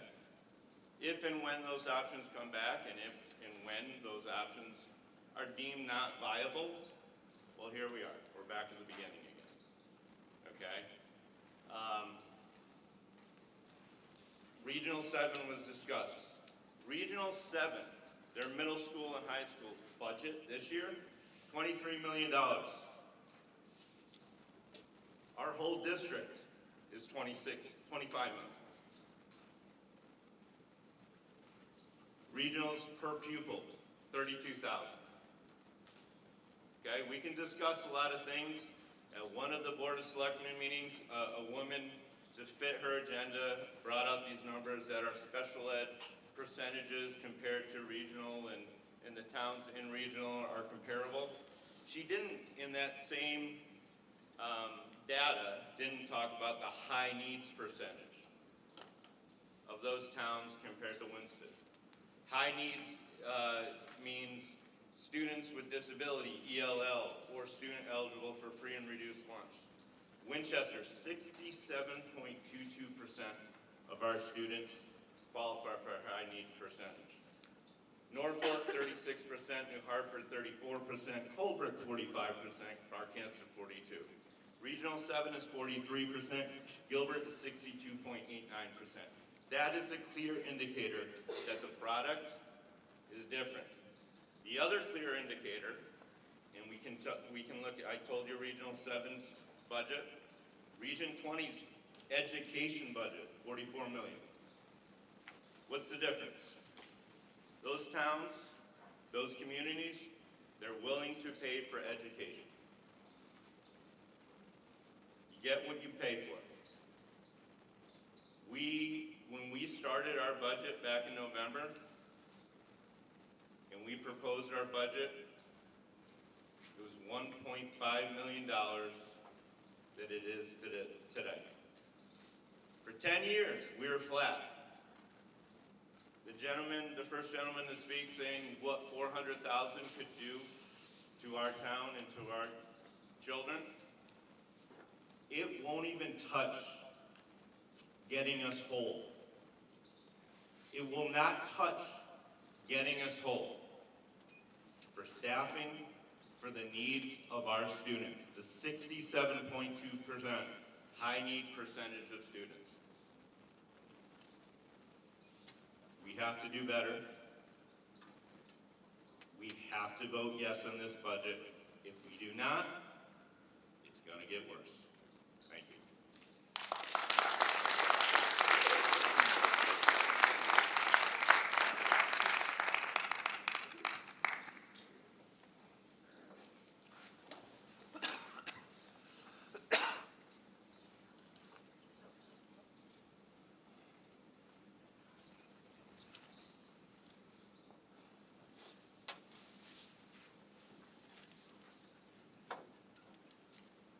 Brian Sunday, 152 Spectre Hill Road. Paul, can you tell us a little bit more about the rainy day fund and in the state? We have the $4 billion. Would you say $4 billion? Or 4.3. That you said would be great if we can get our hands on that. What does the state have for unfunded liabilities? It's around $80 billion, correct? Is that about right? Between pension debt and debt we borrowed? And how much of the $4 billion is going to go toward pensions? Like a chunk of that's going to go toward pensions automatically, correct? And, correct? So well, I don't work down at the state, but if last year they were at 4.1 billion, this year they're at 4.3, I would say none of it went to But some of it will go toward that, correct? Doesn't it waterfall some of that into it, or no? You work down there, right? Yeah, I think so. So you would know the answer more than I. So I guess my only point is, and I think we have a projected $1 billion deficit. To Mr. Hudak's point, we have a projected $1 billion deficit in the next budget line. So you've stood up and you've criticized Senator Harding, Representative Case for voting against the budget. I'm just trying to say. I wasn't born yesterday, but the fact is we've got a $1 billion deficit in the very near future. Okay, budget has no direct tax relief at all.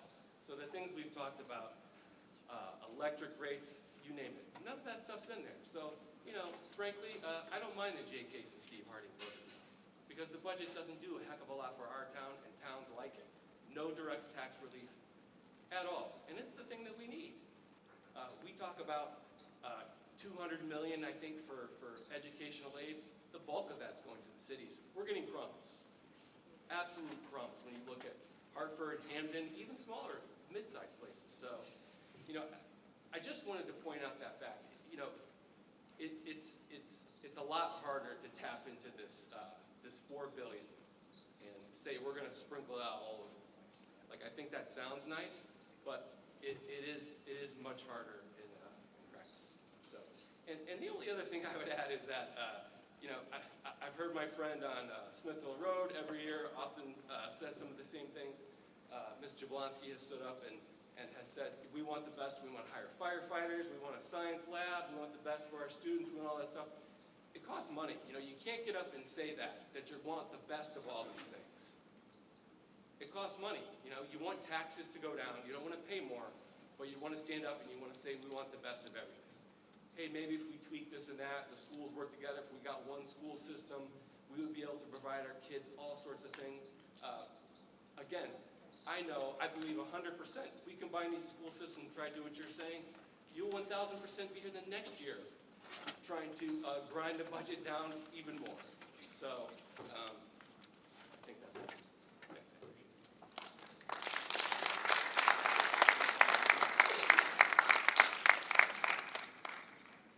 Would anyone else like 3 minutes up here?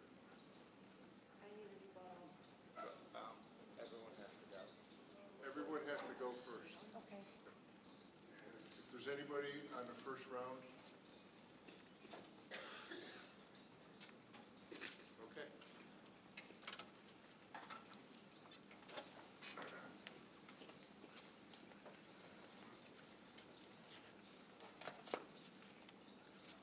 I just want to respond to the gentleman before me, and I'm not mad. I do want what's best for our kids, and everybody else does here too. And yes, it does cost us money. What disturbing to me is spending all these years coddling to Gilbert School and not getting the best for our kids. We have to agree to that. So we're going to spend money, whatever it happens to be, whether we can afford it or not afford it. Let it go to a good thing, something positive that we can grow from for a future. That's why I'm against Gilbert School. And I would like to see a new school system, one school system. Build a school, merge with a school, whatever it takes. But Gilbert has not told one. They haven't told one for a long time. And so that's my rebuttal. Thank you.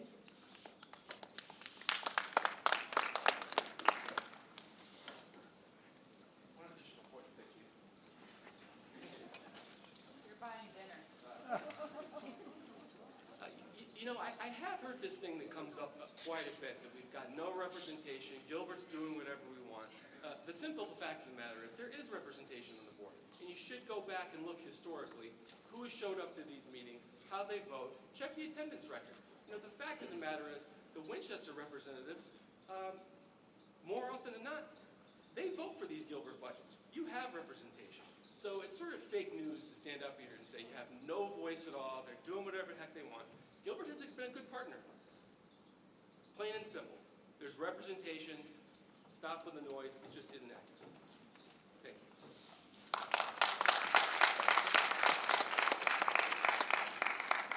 The Board of Selectmen will now make their presentation.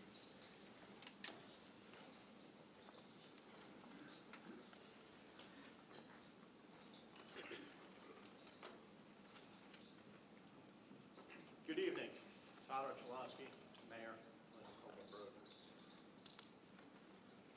This time of year, or come here every year, I'm one of 7 members of the Board of Selectmen. However, as mayor, I'm considered the face of the Board of Selectmen. So quite often at this time, I'm public enemy number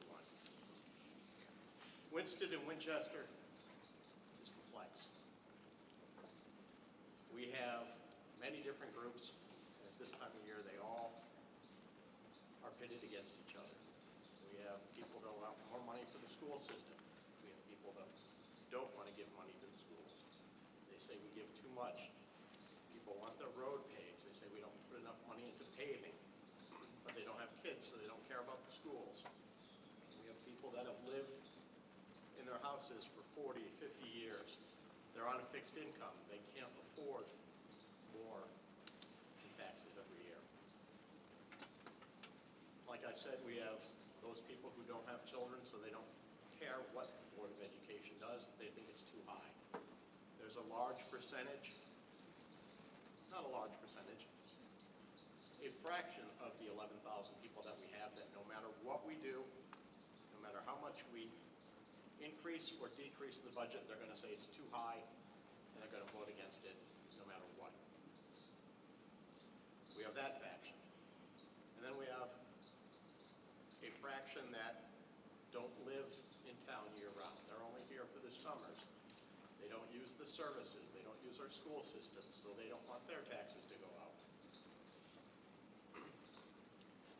The Board of Selectmen, Town Manager, the Board of Education, the superintendents, we all have to come together and put together a budget that we believe is financially responsible and will meet the needs of the town. Is this a perfect budget? No. There's no such thing as a perfect budget. Everybody can use more. But we have to make sure that this budget is responsible, meets our needs, and meet the needs on the town side. The Board of Education side, they are getting $1 million more than they got last year, which probably isn't enough, but it's $1 million more than they got last year. For a town like ours, which struggles to pass budgets through the years, incremental steps. It's an increase in education over last year.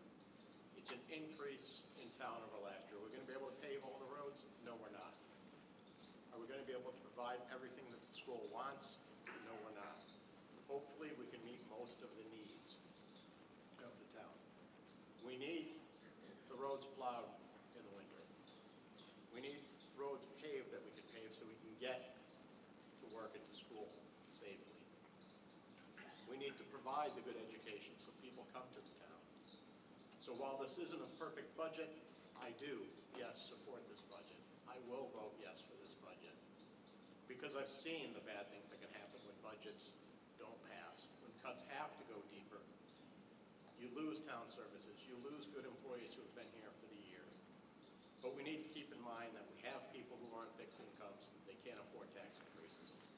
We have to try to get through to the people who don't necessarily support everything in the budget, but for the good of the whole will vote to support the budget, and that's what we need. We need to do what's best for Winsted. And, you know, I'm gonna hear about it over the next couple of months at the grocery store, the gas pump, paying my $4.60 a gallon. At the restaurant, oh, you're a criminal, you raised our taxes too much. Other people are gonna tell me we didn't raise enough money for the schools. We didn't pave enough roads. We have a large population that rents houses, so they don't necessarily care about property taxes on real estate because they don't have that burden where other families do. They just have the burden of car vehicle taxes. We need to make sure that we get this budget across the finish line to continue moving forward, and that's why I'm going to support it. Thank you all for coming. Thank you all for your time. I believe a couple of the other selectmen would like to speak as well.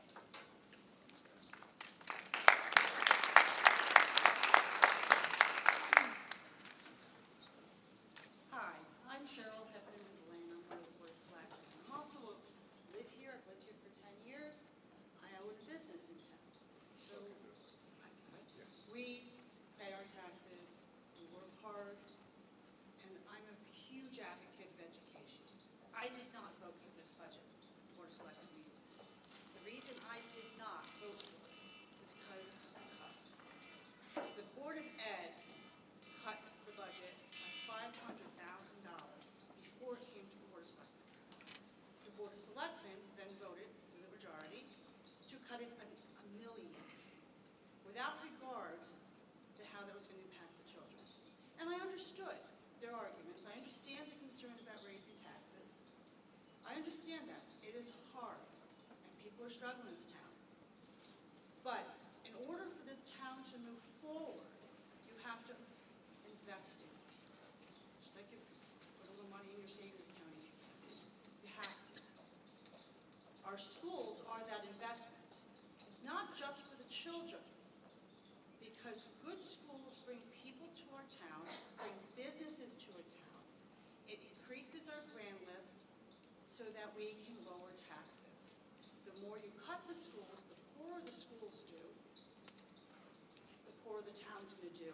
Less development, less investment by outside businesses. That is something we really need to understand. Now, I'll stand up here and tell you how I'm going to vote on this budget at this point. I made my vote as a member of the Board of Selectmen for those reasons that is articulated. There is a huge concern that if this budget fails, that the majority of the Board of Selectmen will cut the education line budget further. That will not be acceptable. The schools can't take any further cuts. I think the presentation done by Dr. Luby was very clear. We're already losing services. We cannot control the Gilbert budget. We can't control the out-of-district placements. We can only cut more teachers. That shows that our education system will start failing, which means our town will start failing. You need to vote your conscience. What do you want for this town? Do you want it to continue to move forward? Because we have really made progress, huge progress. But this is important. We're a community. We're not a bunch of individuals. We're a community, and we need to support the whole community, and it starts with our schools. Thank you.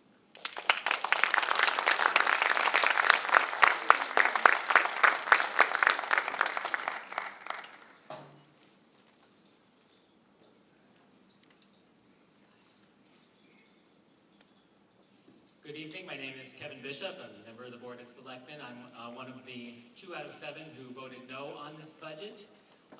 Selectman Hester got up at the beginning of the meeting. You notice I did wait my turn. Selectman Hester got up and you said that you are a member of the Board of Selectmen and you've heard the public loud and clear. Well, you must have been attending different meetings than I did, because I saw an outpouring from parents. At every meeting, we had 22 parents get up for close to three hours and pour their hearts out about the needs of their children, their special needs children, about raising important points about how IEPs are in place because, you know, those have to be met. So it actually takes away from the students who are not special needs when budgets are cut. So I don't know what meeting you were going to, I don't know what email account you're using, but in my email it was absolutely full. Dozens and dozens of parents, and not just parents. I was emailed by a retired veteran who had kids grow up here. I had people email who didn't have kids at all and said that they support the budget. And you know how many emails I got that said, cut the budget? I got zero. Dozens upon dozens. So I'm hearing loud and clear that we should be supporting education. Now, given that, I do understand the tough situation that we're in, and you know, I was all ready to go to, you know, look into this budget in depth, and I understood, you know, as much as I would love to give all of our schools, and I would say all of them, all 3 of our schools, I wish we had the money to give them what we want, and if things were different at the state level, if things were different with our grand list, we could do that. It is possible to fund everything without a tax increase if revenue is increasing. That's not where we are right now. So I'm ready to make those tough decisions, but we didn't really get a chance, because you know what happened after hours and hours of listening to parents pour their hearts out? A couple more minutes, $1 million was cut without any concern for what that meant, what it meant to. It was said over and over, education is just a line item. I find that very offensive. Every line in our budget has real people behind it. And the education budget has 1,000 children. There are over 1,000 children in our town. And they are real people. And, you know, it said we're just a finance board, you know, we just chop and run. That's not the way it works. I hear so often at Board of Selectmen meetings, just before, about how we need to make it quick. There's a lot of ribbing of our town manager, Paul Harrington, about, you know, keep it quick, we want to get home, Our job is not to get done quick. This is important stuff. We are in charge of over $40 million of taxpayer money. We are in charge of the education of over 1,000 children, and they are not just a line item. We are not there to get in quick, cut, and run. That was my problem with the way this went down. And my problem right now is we're in a bind, because I know that there are a lot of supporters of education in this town who are worried sick. They're afraid. I'm afraid. I'm on the board and I'm afraid of what would happen. And I just want to remind everyone, it can go up. If the budget were to fail, I'm not suggesting that it should, but if it were to fail, it is totally acceptable to raise the budget. Do I think it should go back to the way it was? I know it can't. Could it go up to find a place? Could we work through every line in the budget and find a way that we could meet the needs better of our children while also keeping in mind the taxpayer and keeping the tax at a reasonable rate? We could. It is possible. The problem is everybody's afraid that the board, most of whom didn't come, will not do that. They're afraid to show their face.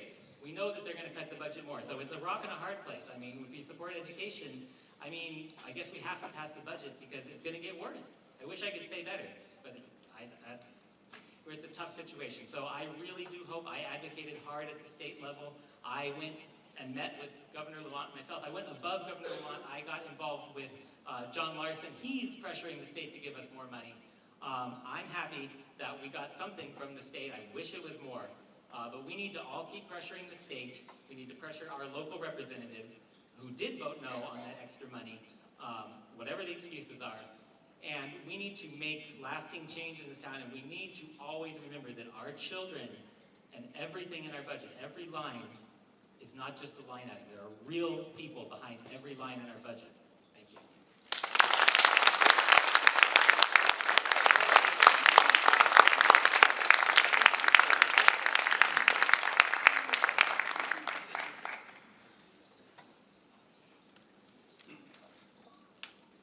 There was more than just 20-something emails that we all did receive.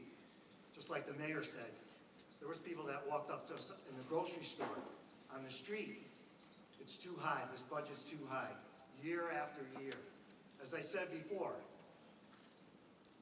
the last 3 years, the elementary school got $2.3 million.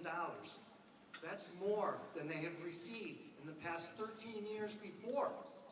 To combined, irresponsible from the people that were on the boards before.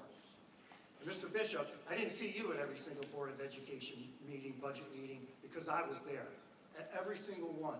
I was with the town, and I heard what the parents said, and it was breaking my heart. I can't sleep at night because of this budget. It's sad. And I've said it before. I think the three of these people, our middle and high school, our elementary school, and our town manager, need to sit down more often because our town people and our students do deserve a better education. Now, I would have loved to be able to give that money. We have growth coming. It is coming. You heard the town manager, $6 million just in the last year. He's done a phenomenal job, absolutely phenomenal. And there is more coming down the road. So we are taking steps to get there. We are. Rome wasn't built in a day, but it was built brick by brick, day by day. And that's what we're doing as this Board of Selectmen. We are moving this town forward because it's been stagnant before, stagnant. Nothing in the education budget. Yes, the roads are horrible, and we are thinking other things. Maybe we turn them into dirt roads. And I've heard about the ambulance needed money last year, almost $600,000. There's been requests for more and more firemen every single year. But can the town afford a professional fire department? I don't think so, folks. But we're getting there. We are getting there. You have to give us a little more time, one brick at a time. Thank you.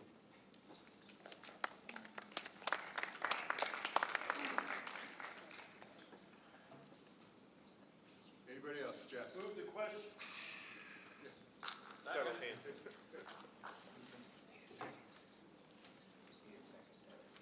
I'd like to close this debate. I second it.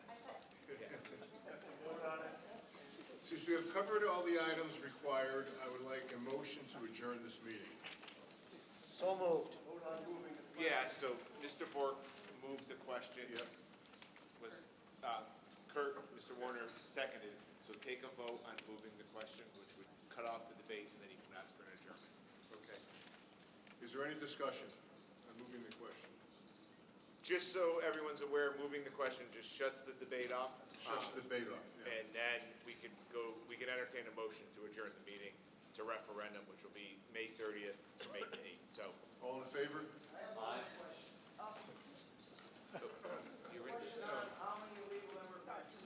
I really, that's not the time. Great. Motion on the floor. The question's been moved.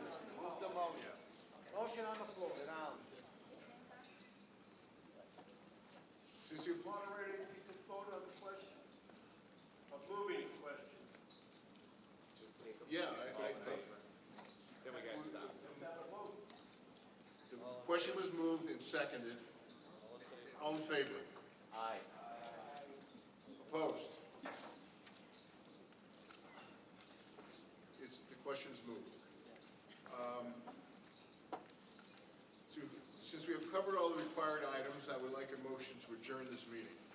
Make a motion to adjourn. Second. Second. Any discussion? All in favor? Aye. The motion, this meeting is hereby adjourned at 9:11. All right, like that one?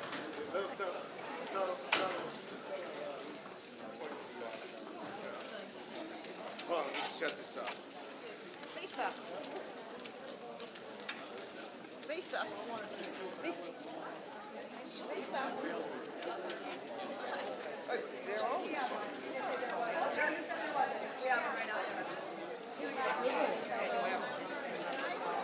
Compared to some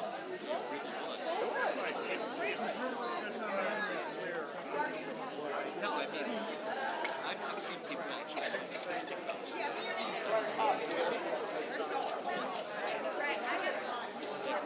while I don't call wanting to get into a fight, it's nice enough not to.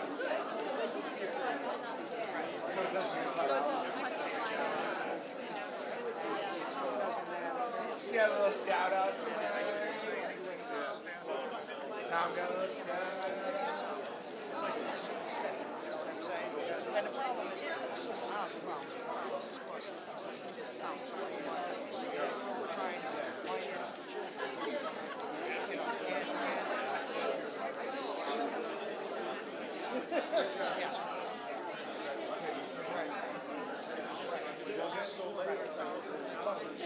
but we're missing a step on culture.